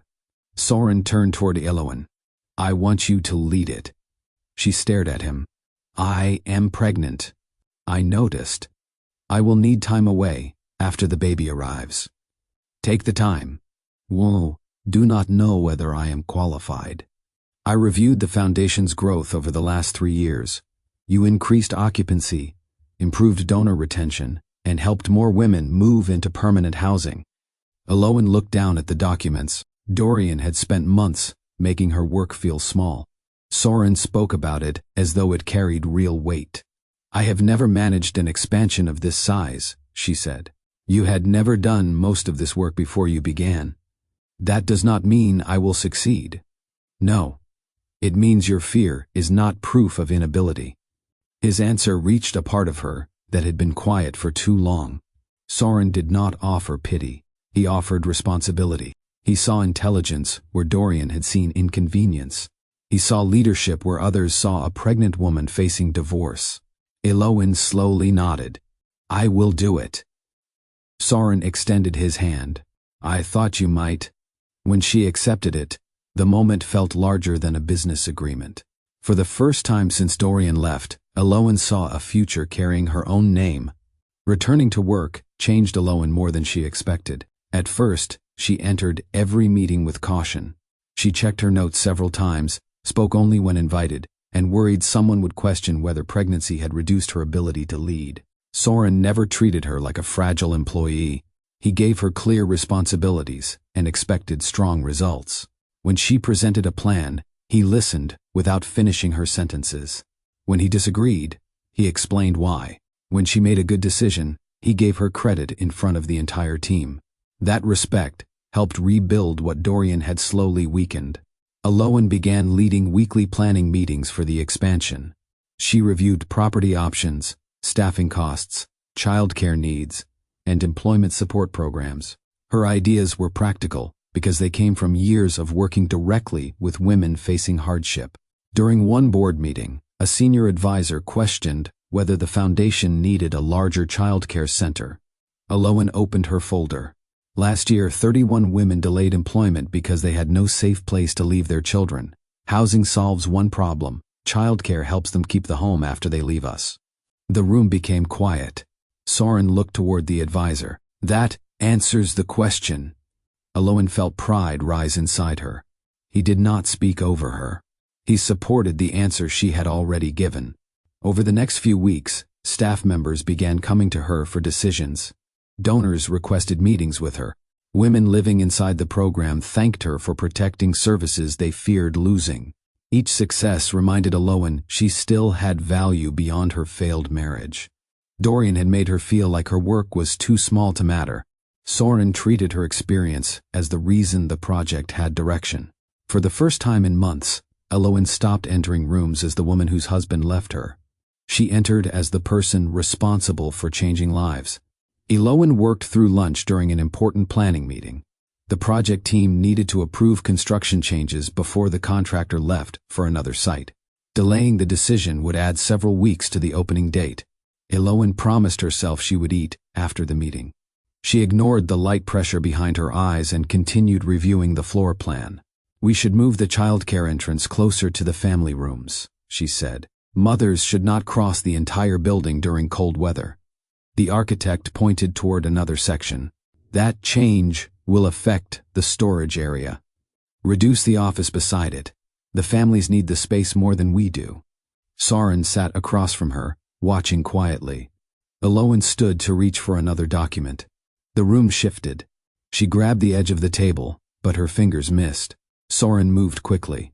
He caught her around the waist before she reached the floor. Aloan. His voice sounded firm but controlled. She rested against him while the dizziness passed. Embarrassment reached her before strength returned. I am fine, she whispered. You almost collapsed. I stood too quickly. Soren guided her into a chair. When did you last eat? Aloan looked away. Breakfast. What time? Early. He checked his watch. Oh, it is after 3. The other team members remained silent. Aloan tried to gather the papers. We need to finish the approvals. Soren placed one hand over the folder. The meeting is finished. We have deadlines. We also have a project leader carrying a child. His tone held concern, not judgment. Aloan felt tears threaten her eyes. She hated losing control in front of people. Soren lowered his voice. You spend every day protecting others. That does not give you permission to neglect yourself. A staff member brought juice and crackers. Soren stayed beside Aloan until the color returned to her face. He canceled his next meeting. When Aloan objected, he gave her a direct look. You are going home. For once, she did not argue. Soren drove Aloan home himself. The car remained quiet for most of the journey. Aloan expected a lecture, but he gave her space. When they reached her apartment, he carried her work bag inside. You should rest, he said. I will. You also need dinner. I have food. Soren opened the refrigerator. A container of fruit, a bottle of water, and 2 small bowls sat inside. He looked back at her. This is not dinner. Aloan crossed her arms. I have not had time to shop. Soren took out his phone and ordered soup, grilled chicken, vegetables, and bread from a nearby restaurant. You do not need to manage me, she said. I am feeding you. There is a difference. His answer made her smile despite herself. They ate in the living room after the food arrived. For several minutes, they spoke about work. Soren asked whether she wanted to reduce her schedule.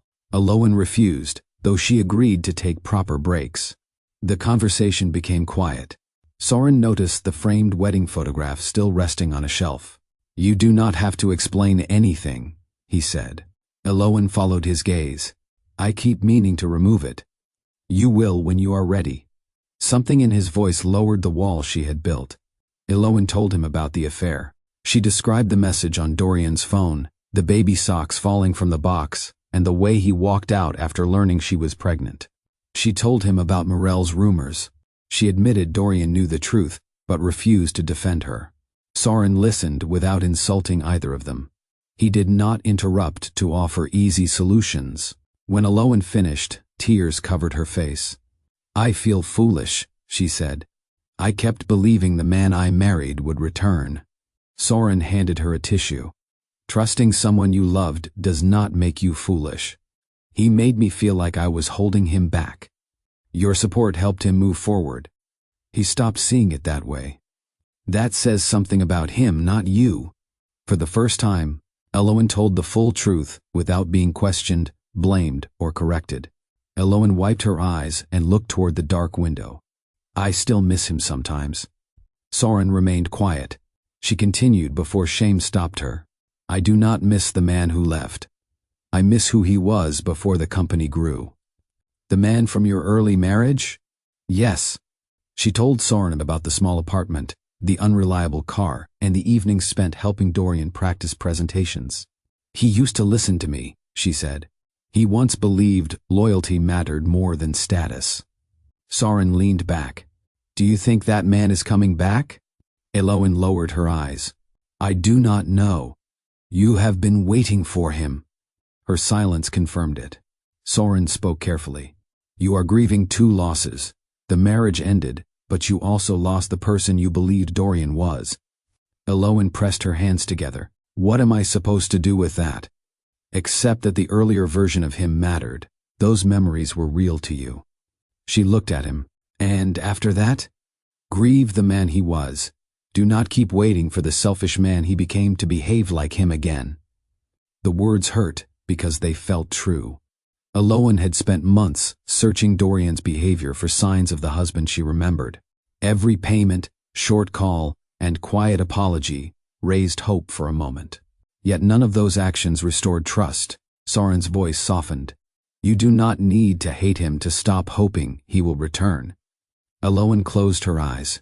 She had believed letting go meant declaring every good year false. Now she understood she could honor what once existed without offering her future to someone who no longer protected it. "What if I never trust anyone again?" she asked. "Do not decide your whole future while you are still healing." Soren rose and collected the empty plates. "You only need to make the next honest choice." After he left, Aloan stood beside the shelf and removed the wedding photograph. She placed it inside a drawer. For the first time, she did not feel as though she were erasing her past. She felt as though she were making room for herself. The divorce papers remained on Aloan's desk for 3 more days. She read every page carefully. Her attorney had secured fair support for the baby, clear medical responsibilities, and a plan for future custody discussions. Dorian had already signed. Aloan held the pen above her name. Part of her remembered their wedding vows. Another part remembered the night he chose to leave. She signed. The decision brought pain, but no regret. That evening, Soren arrived with a box containing a wooden crib Aloan had ordered for the nursery. "You did not need to bring it yourself," she said. "My driver refused to build it." "Your driver has good judgment." Soren looked at the box. How difficult could it be? 2 hours later, pieces covered the nursery floor. Soren sat beside the instruction booklet with his sleeves rolled up and a serious expression. Aloan watched from a chair. "You attached the side panel backward." "I followed the diagram." "The diagram is upside down." He turned the booklet around. "That explains one issue." "One?" Soren looked toward the crib. The mattress base leaned higher on one side. Elowen began laughing. At first, she tried to stop. The more Soren defended his work, the harder she laughed. I manage thousands of employees, he said, and a baby crib defeated you. The instructions lack clarity. There are 6 drawings. None of them respect engineering principles. Elowen pressed one hand against her stomach as tears of laughter reached her eyes. Soren watched her. His expression softened. What? She asked. I have never heard you laugh like this.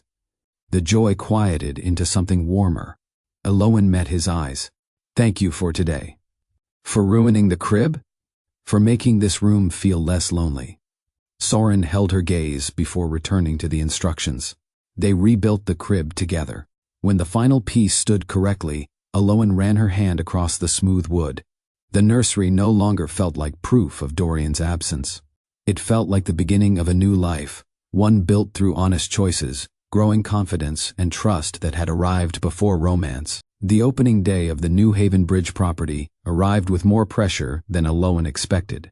For months, she had studied floor plans, approved furniture, reviewed staffing plans, met with contractors, and argued for every service she believed the women needed. The building now offered 16 private rooms, a shared kitchen, a childcare center, counseling offices, and a small training space where residents could prepare for employment. Elowen arrived before sunrise. She walked through each room with a clipboard in her hand, checking bedding, safety equipment, kitchen supplies, and welcome folders. The property looked complete, yet she still found details requiring attention. A lamp had no bulb. One bathroom needed extra towels. A drawer inside the childcare room would not close properly. Elowen handled each issue before guests arrived.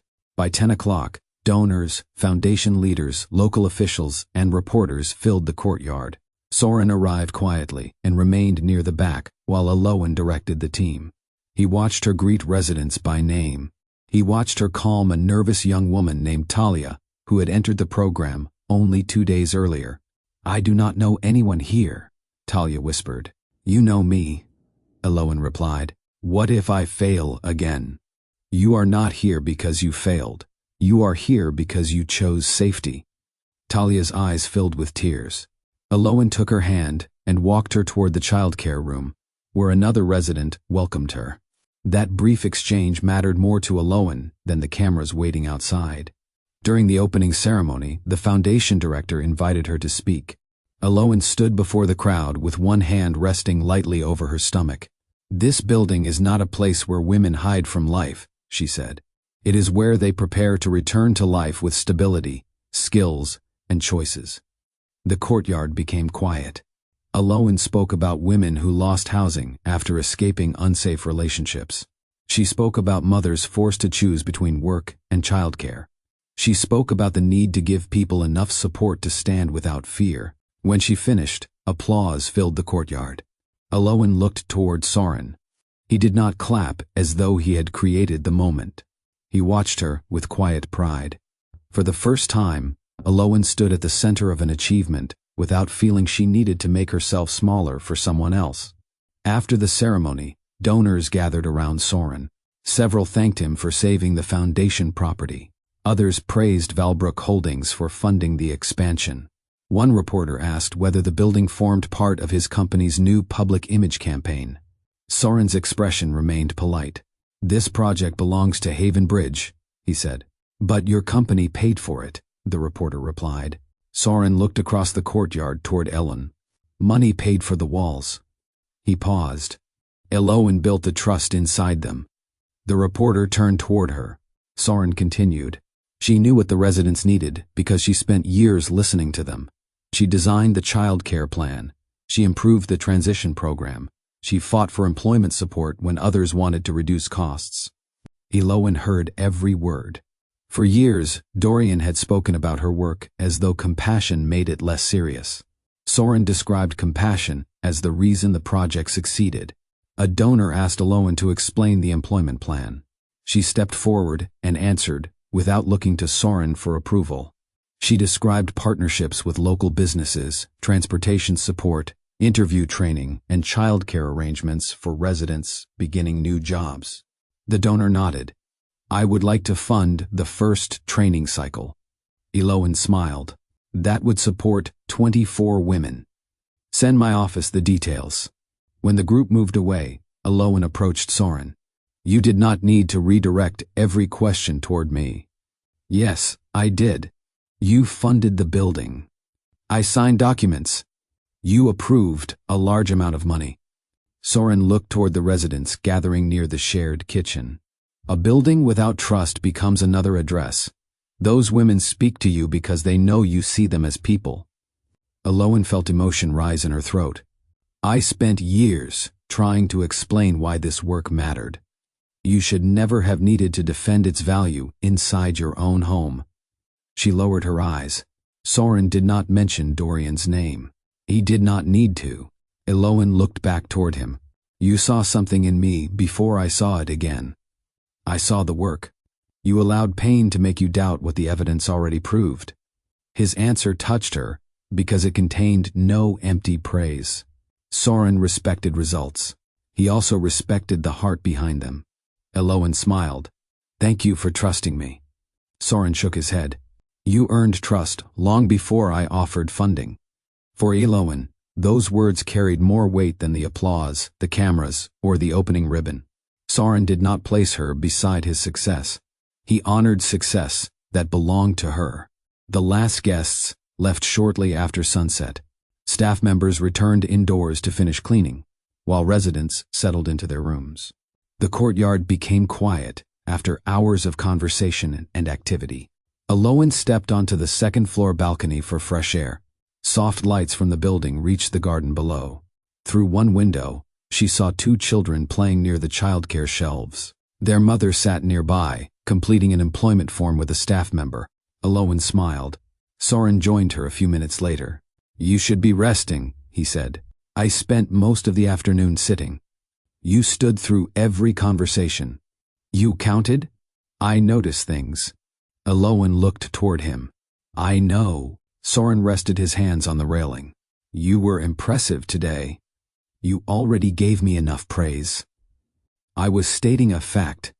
She laughed softly. They stood beside each other without speaking. The silence felt comfortable. Elowen had spent years fearing quiet moments with Dorian. Because his silence often carried irritation or distance. With Soren, silence gave her room to breathe. You changed my life, she said. Soren turned. No. You did. You were already moving. I removed one obstacle. You offered help when I felt invisible. His expression softened. You were never invisible to me. Elowen's breath caught. Soren lifted one hand slowly. He paused before touching her. When she did not move away, his fingertips rested against her cheek. The gesture held no demand. Elowen leaned slightly into his hand. Soren searched her eyes. Tell me to stop. She could have stepped back. She could have blamed timing, fear, pregnancy, or the pain still attached to her past. Instead, she whispered, I do not want you to. Soren moved closer. Their first kiss was slow. His hand remained against her cheek, while Elowen rested her fingers against his chest. He did not pull her closer than she allowed. He did not treat the moment like a victory. The kiss felt careful, warm, and honest. When they separated, Elowen kept her eyes closed for a moment. Soren rested his forehead gently against hers. Are you all right? He asked. Yes. Her voice trembled. That scares me. What does? How safe this feels. Soren stepped back enough to meet her eyes. You are allowed to take your time. Elowen realized he was not asking her to prove anything. He had offered the kiss as a question. She had answered because she felt ready. The warmth of the kiss stayed with Elowen, but so did fear. She moved toward a chair on the balcony and sat carefully. Soren remained standing until she gestured for him to join her. For several moments, she studied her hands. There is something I need to say. I am listening. People already talk about me. Soren waited. They said I trapped Dorian with this pregnancy. They said I had no ambition. Some people believe I destroyed my own marriage. Soren's jaw tightened, but he did not interrupt. If anyone sees us together, Elowen continued, They will create another story. What story? That I left one successful man and found someone richer. You did not leave Dorian. I know. Strangers will not care. She touched her stomach. They will say I used my situation to gain your attention. They will call me desperate. They will say you felt sorry for me. Soren looked directly at her. Do you believe any of that? No. Do you believe I am here because I feel sorry for you? No. Do you believe you need my money? Elowen shook her head. I accepted funding for the foundation, not for myself. Exactly. She exhaled. Truth does not stop people from talking. No, it gives us a reason not to let them control us. Elowen looked away. I do not want your reputation damaged. My reputation survives business disputes, failed investments, and public criticism. It will survive being seen with a woman I respect. Her eyes returned to his. I am still legally connected to Dorian through the baby. My life is complicated. I am aware. You might regret stepping into this. Soren's expression remained calm. I have spent years surrounded by people who wanted access to my position. You avoided calling me until 12 women needed help. You argued with me over budgets. You refused special treatment.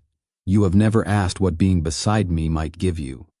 Elowen's eyes filled. I do not want to become another burden. Soren reached for her hand. You are not a burden. She had heard Dorian describe marriage, responsibility, and emotional needs as pressure. Soren spoke as though caring for her did not reduce his freedom. Elowen squeezed his fingers. I need time. Soren nodded. Take all the time you need. He did not look disappointed. His patience made her trust him more than any dramatic promise would have. Their relationship developed quietly after the opening. Soren never pushed Elowen to define it before she felt ready. He did not announce their closeness or invite public attention. He allowed her to decide when they met, where they went, and how much of her heart she wanted to share. Some evenings, he joined her for dinner at home. They ate simple meals in the kitchen, while Elowen spoke about the foundation, and Soren discussed the parts of his work he rarely shared with others. He admitted that wealth had made him cautious. Too many people agreed with him because they wanted something. Elowen disagreed freely. You reject ideas too quickly, she told him once. I reject weak plans. You sometimes decide they are weak before people finish speaking. Soren considered her words. You are correct. The admission surprised her. Dorian had treated disagreement like disrespect. Soren treated it as information. Their kisses grew warmer, yet he never hurried them. Some nights, he kissed her at the door before leaving. On others, they sat beside each other on the couch, while his fingers moved gently through her hair. When pregnancy caused pain in her lower back, Soren warmed a small cushion and placed it behind her. When nausea returned, he kept crackers and ginger tea in his office. He learned which foods she tolerated and which scents made her uncomfortable. At a medical appointment, Elowen invited him to wait outside the room. Soren accepted without complaint. Minutes later, she opened the door. You can come in. He entered quietly. When the baby's heartbeat filled the room, his face changed. He looked toward Elowen, his eyes shining with emotion. He did not pretend the child belonged to him. He simply felt grateful to share the moment. Later, Elowen asked why he had become quiet. I care about both of you, he said. The honesty held no pressure. Elowen reached for his hand. Soren's care differed from rescue. He did not solve every problem for her. He respected her decisions, supported her strength, and stayed close when fear returned. Their closeness grew from repeated actions, a meal delivered at the right time, a call after a difficult meeting, a kiss given with permission, a promise supported by behavior. Elowen slowly understood why being near him felt safe. Soren never asked her to become smaller so he could feel important. He gave her room to stand fully inside her own life, while choosing to stand beside her. Dorian once believed life with Morel would feel easier after the divorce. During the affair, every meeting carried urgency. Every message felt private. Every dinner offered an escape from responsibility. Morel made him feel admired, desired, and important. Once they no longer needed to hide, the excitement faded. Their evenings became ordinary. Dorian returned from work tired. Morel wanted expensive dinners, crowded events, and constant attention. She disliked quiet nights at home. She grew restless when he opened his laptop after dinner or answered calls from clients. One evening, Dorian entered the apartment shortly after 9. Morel sat on the couch wearing a new dress. 2 glasses stood on the table beside an untouched bottle. "You are late," she said. "I told you the meeting might run over." "You always say that." Dorian removed his jacket. "What is this?" "We had plans. You said we might go out. I made a reservation. You never told me. I wanted to surprise you." Dorian checked his phone. "I have an early meeting tomorrow." Morel stood. "You left your wife because she complained about your schedule. Now you come here and treat me the same way." His face tightened. "Elowen did not complain about every evening." Morel stared at him. "So now you defend her?" "I stated a fact." "No, you compared us." Dorian walked toward the kitchen. "I am too tired for this." "That is your answer to everything." Arguments replaced the secret conversations they once enjoyed. Morel accused him of becoming boring. Dorian accused her of demanding too much. She reminded him how much she risked by being with a married man. He reminded her she entered the relationship knowing his life was complicated. Their fights ended without resolution. Morel began sleeping in the guest room after disagreements. Dorian spent more nights at the office because returning home felt exhausting.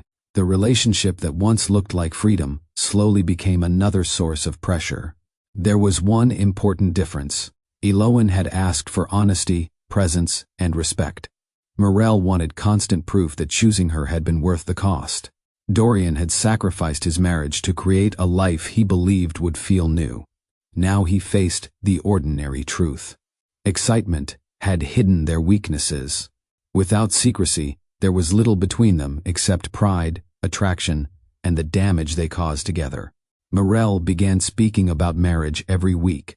At first, she raised the subject playfully. She pointed at rings in store windows. She sent Dorian articles about private weddings. She joked about which hotel would host their reception. Dorian avoided every conversation. Soon, her questions became demands. One Saturday morning, Morel placed a tablet in front of him while he drank coffee. "What is this?" he asked. "Venues." "For what?" "Our wedding." Dorian lowered the cup. "We are not engaged." "We should be. We have been living together for a few months." "We were together before you moved in." "Most of that relationship was hidden." Morel folded her arms. "You keep using that against me." "I am stating the truth. You promised we would have a real life once the divorce ended." "We do." "This is not the life I expected." Dorian looked around the luxury apartment. "What exactly is missing?" "Commitment." Her eyes moved toward his watch. "You bought a new car. You expanded the office. You joined another private club. Yet you act afraid of buying a ring." "I am not afraid." "Then prove it." Dorian stood and carried his cup toward the sink. A few days later, he mentioned Elowen's upcoming medical appointment. Morel's expression changed at once. "Why do you know her schedule?" "She is carrying my child." "You are divorced." "Divorce does not remove fatherhood." "You send money." "That is not enough." Morel laughed coldly. "You did not seem concerned before." The remark angered him because it was true. "I am trying to do better." "With her?" "With my child." Morel walked away. Every mention of the baby created tension. If Dorian asked about the pregnancy, Morel accused him of missing Elowen. If he transferred money for medical care, she questioned the amount. If he tried to discuss parenting plans, she claimed Elowen was using the child to control him. One evening, Dorian showed Morel a medical update Elowen had sent. The baby was healthy. For a brief moment, relief softened his face. Morel saw it. "You still love her." Dorian looked up. "This is about my daughter. You do not even know the baby is a girl." "Elowen told me today." Morel's mouth tightened. "You speak to her too much." Dorian studied her. For the first time, he saw how little joy Morel felt about the child. She did not view the baby as innocent. She viewed the baby as competition. Dorian began noticing details he had ignored during the affair. Morel loved introductions. She enjoyed being escorted into rooms where powerful people recognized his name.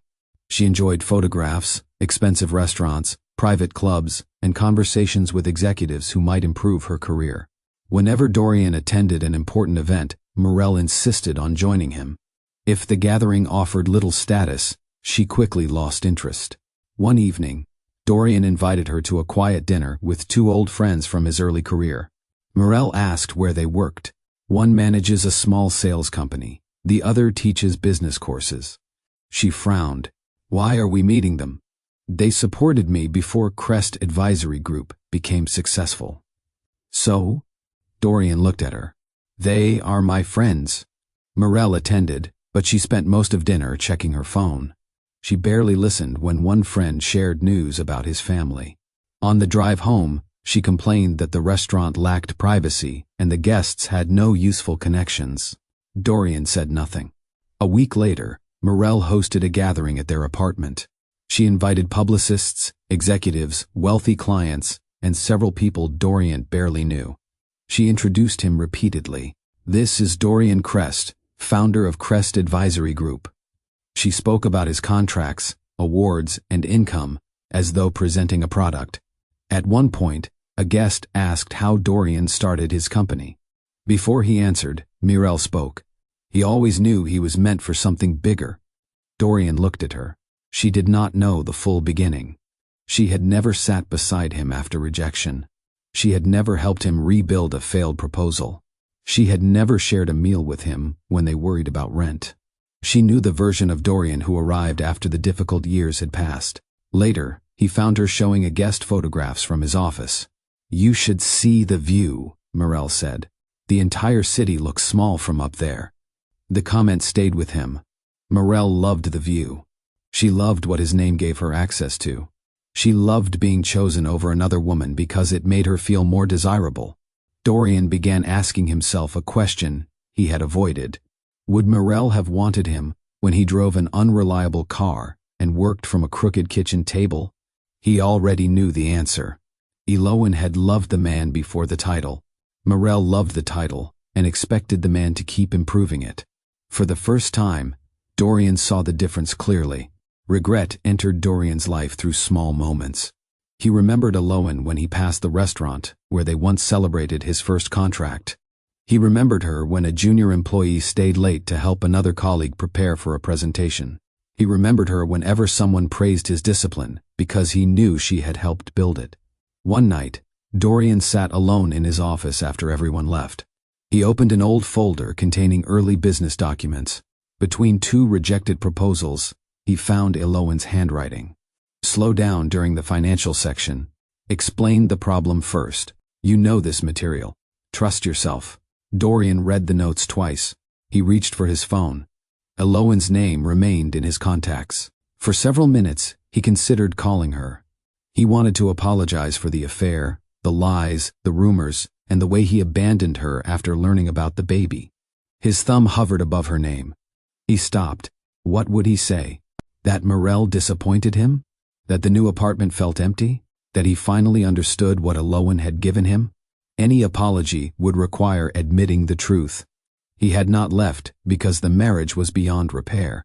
He left because admiration fed his pride. He had confused attention with connection. He had chosen a woman who celebrated his status over a wife who knew his character. Admitting that truth meant admitting he had destroyed his home for something shallow. Dorian placed the phone down. Pride spoke louder than regret. He told himself Elowen needed space.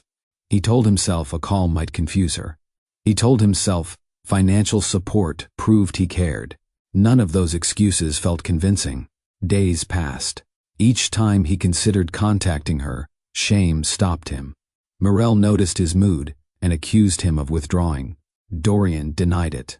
He continued attending meetings, signing contracts, and appearing confident in public.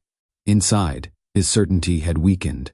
He missed Elowen, Yet he did not know whether he missed her love or the comfort she created around him. That question frightened him. A sincere apology required concern for her pain. Dorian still focused on his own loss. He wanted relief without humiliation. He wanted forgiveness without confession. He wanted Elowen to understand regret he refused to express. So he remained silent. The same pride that led him away from his marriage now prevented him from admitting he wanted to repair even part of the damage. Morel threatened to leave after another argument about marriage. She packed 2 suitcases and placed them near the apartment door. Dorian watched from the living room. "Are you trying to frighten me?" he asked. "I am tired of waiting for you to choose me fully. I already left my marriage. That was months ago. What else do you want?" "A future." Dorian looked at the suitcases. He did not want another public failure. If Morel left, people might question whether the affair had been worth destroying his marriage. His clients had seen them together. Friends knew he had chosen her. Ending the relationship would expose the emptiness of his decision. "Unpack," he said. "Why?" "I made a reservation for Friday." Morel studied him. "Where?" "Aurelia House." Her expression softened. The restaurant impressed her. Business leaders gathered there, and photographs from its dining room often appeared in society columns. "Is this an apology?" "It is dinner. Should I expect anything?" Dorian understood she meant a ring. "We need one evening without fighting." Morel waited before lifting one suitcase. "Fine." Dorian chose Aurelia House because luxury once helped restore Morel's mood. He ordered a private table and an expensive bottle. He hoped the setting would bring back the confidence they displayed during the early months. Friday evening arrived. Dorian wore a dark, tailored suit. Morel chose a silver dress and spent an hour preparing her hair. During the drive, she asked who might be dining there. "I did not request the guest list." "You should have." "It is a restaurant, Morel."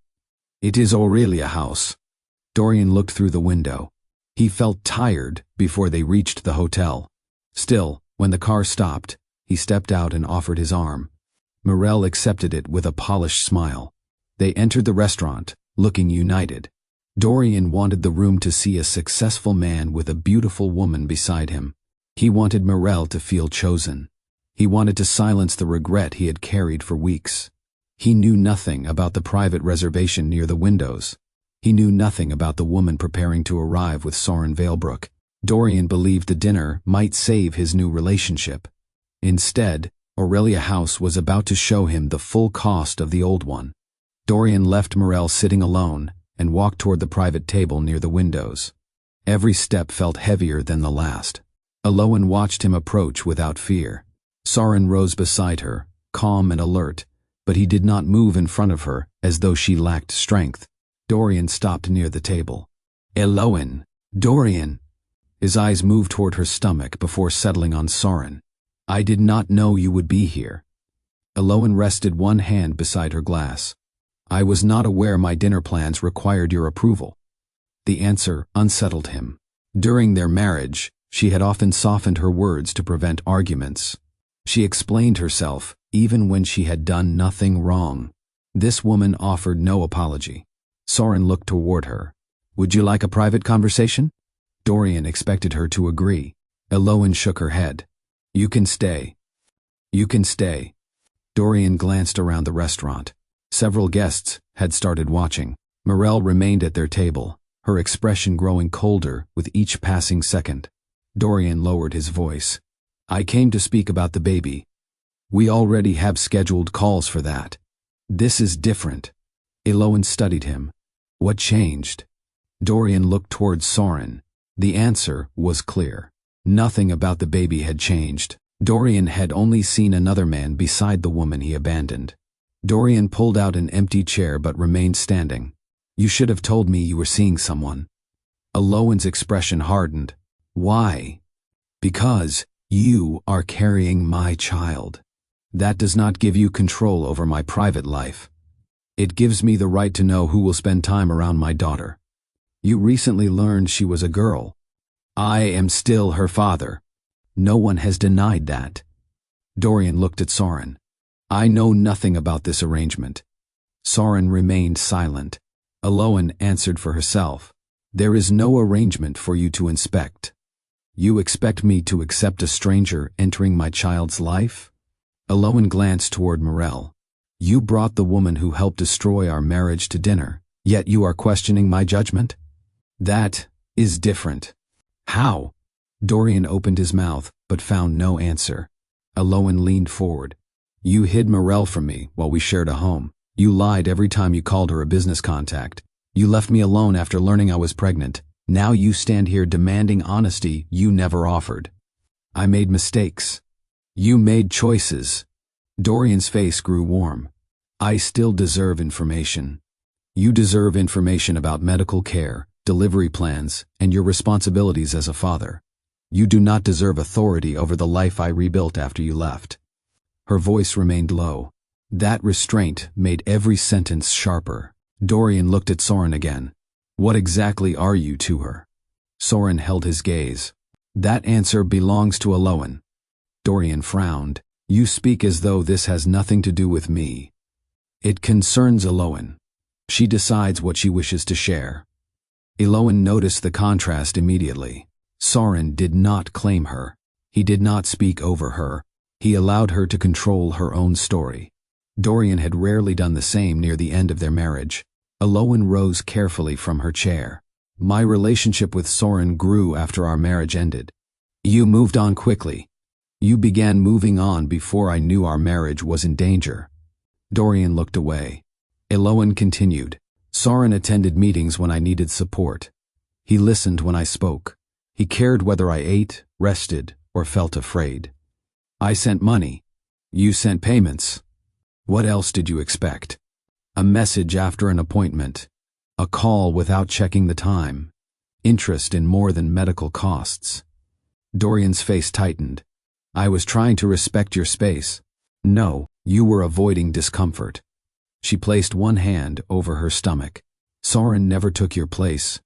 You left it empty. The word silenced him. Dorian looked at Soren, expecting pride. The CEO showed none. His attention remained on Eloan, watching whether she needed support. Dorian finally saw what he had refused to understand. Soren was not competing with him. He was caring for her. Morel could no longer tolerate being ignored. She left their table and crossed the restaurant, her silver dress catching the light as she approached. This is humiliating, she said. Dorian turned. Return to the table. No. You abandoned me in front of everyone to chase your former wife. Eloan looked at Morel with calm eyes.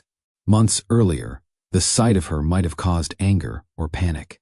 Now Eloan felt no need to compete. Morel looked her over. So this is your answer? Arrive with a richer man and prove you won?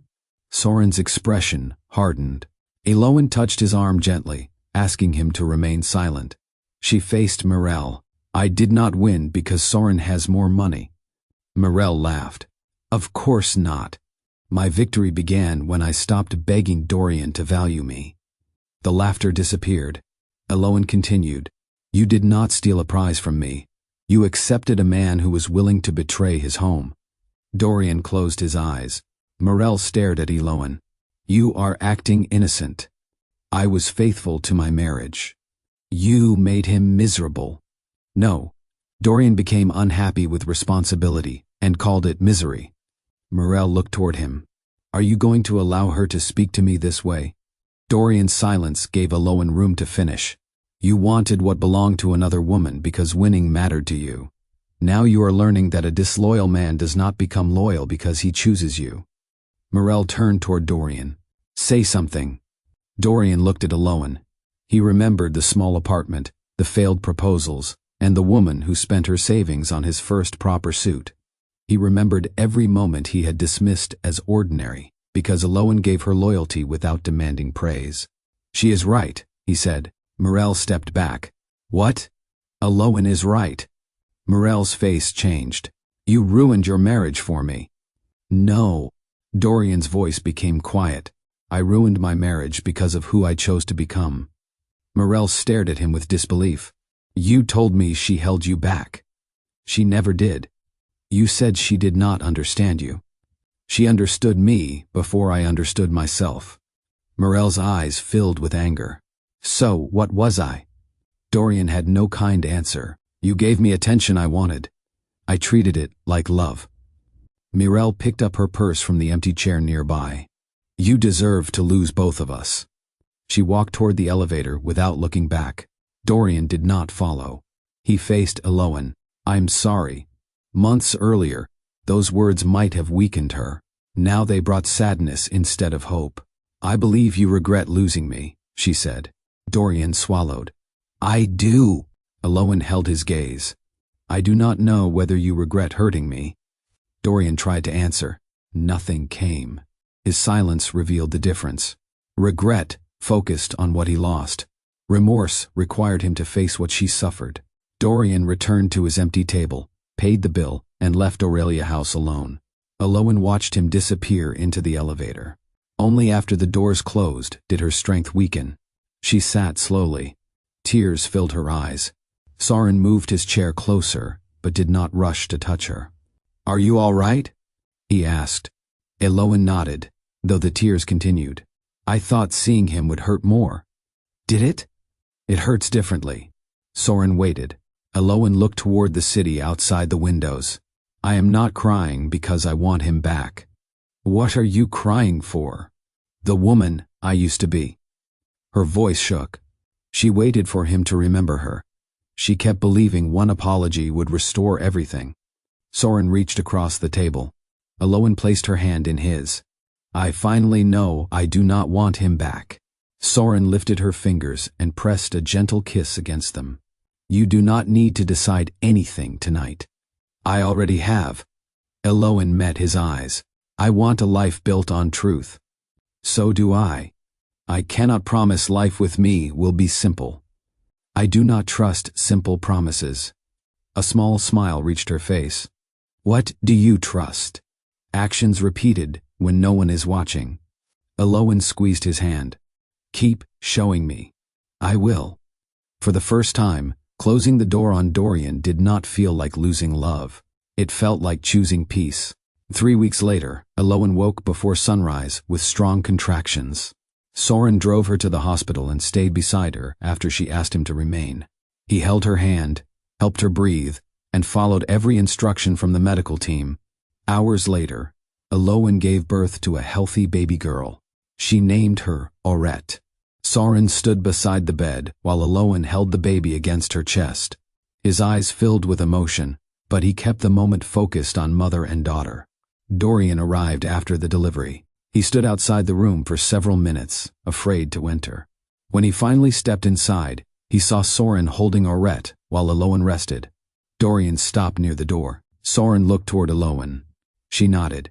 Without hesitation, he carried the baby back to her and stepped aside. Dorian approached slowly. She is beautiful, he whispered. She is, Eloan replied. His eyes remained on the child. Would you let me hold her? Eloan studied his face. She saw regret, fear, and something new. Responsibility. She placed Aurette carefully in his arms. Dorian looked down at his daughter and began to cry. The moment did not repair his marriage. It did not erase the months Eloan endured alone. Still, it gave Dorian a chance to become better in one role, even after failing in another. Eloan allowed Dorian to build a relationship with Aurette under clear conditions. He needed to attend parenting classes. He needed to follow agreed schedules. He needed to communicate directly instead of sending assistance or payments in place of effort. Dorian accepted every condition. At first, Eloan remained cautious. He had made promises before. She watched his behavior instead. Dorian rearranged meetings to attend medical visits. He learned how to prepare bottles, change Aurette's clothes, and calm her when she cried. He stopped treating childcare as work someone else should manage. Mistakes still occurred. He arrived late once and found Eloan waiting near the door. I had a client emergency, he explained. Aurette cannot understand client emergencies. Dorian lowered his eyes. You are right. He did not argue. He changed the schedule and arrived early the following week. Eloan forgave him enough to support his role as a father. She never offered reunion. When Dorian once spoke about their early marriage, Alowan stopped him gently. We share a child, we do not share a future.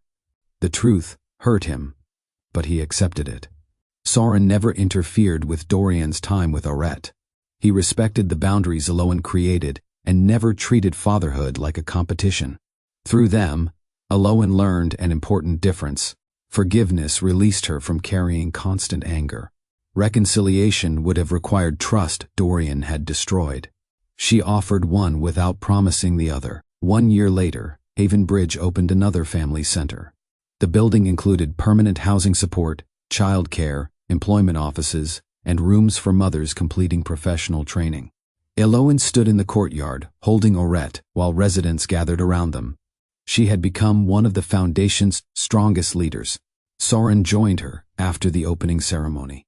He wore a simple dark suit and carried no prepared speech. Aurette reached toward him. Soren took her gently and placed her near a blanket covered with toys. He turned back to Alowan. Walk with me. They stopped near the garden Alowan had designed for residents. Soren reached into his jacket and lowered himself onto one knee. Alowan covered her mouth. There were no reporters, no wealthy guests, only staff members, residents, children, and Aurette playing nearby. Alowan, Soren said, you taught me that love is proven through choices repeated every day. Tears reached her eyes. I want to choose you when life is calm, when work is difficult, and when neither of us feels strong. He opened a small box. I want to build a truthful life with you and Aurette. Will you marry me? Alowan looked at the man who never rushed her healing. Yes. Soren slipped the ring onto her finger and rose. Their kiss was warm and unhurried. Aurette laughed beside them, reaching toward both of their faces. Alowan's victory was never entering Aurelia House beside a richer man. Her worth did not rise because a CEO chose her. She had always carried value. Her victory began when she stopped asking Dorian to recognize what he had chosen to ignore. She chose dignity over desperation. She chose truth over appearances. She chose healing without turning pain into revenge. Soren did not rescue her. He stood beside her while she rebuilt her confidence, protected her child, and returned to work with purpose. Dorian learned a different lesson. Loyal love often looks ordinary while it is present. It looks like someone helping after rejection. It looks like patience during difficult years. It looks like honesty, encouragement, and care without an audience. He chased admiration from strangers and lost the woman who knew him before success gave strangers a reason to notice. Alowan forgave enough to protect Aurette from growing up without her father. She also respected herself enough to reject a return to the marriage that broke her trust. Do you believe Alowan made the right choice by allowing Dorian to build a relationship with his daughter? Share your answer in the comments. Please like this story, share it with someone who needs its message, and subscribe to Love Tales with Mr. Easton. Always remember this. Rejection from the wrong person does not reduce your worth. Sometimes freedom begins when you stop begging someone to see what was valuable from the start. Thank you for listening, and thank you for choosing stories that ask more of you. The next story will be waiting.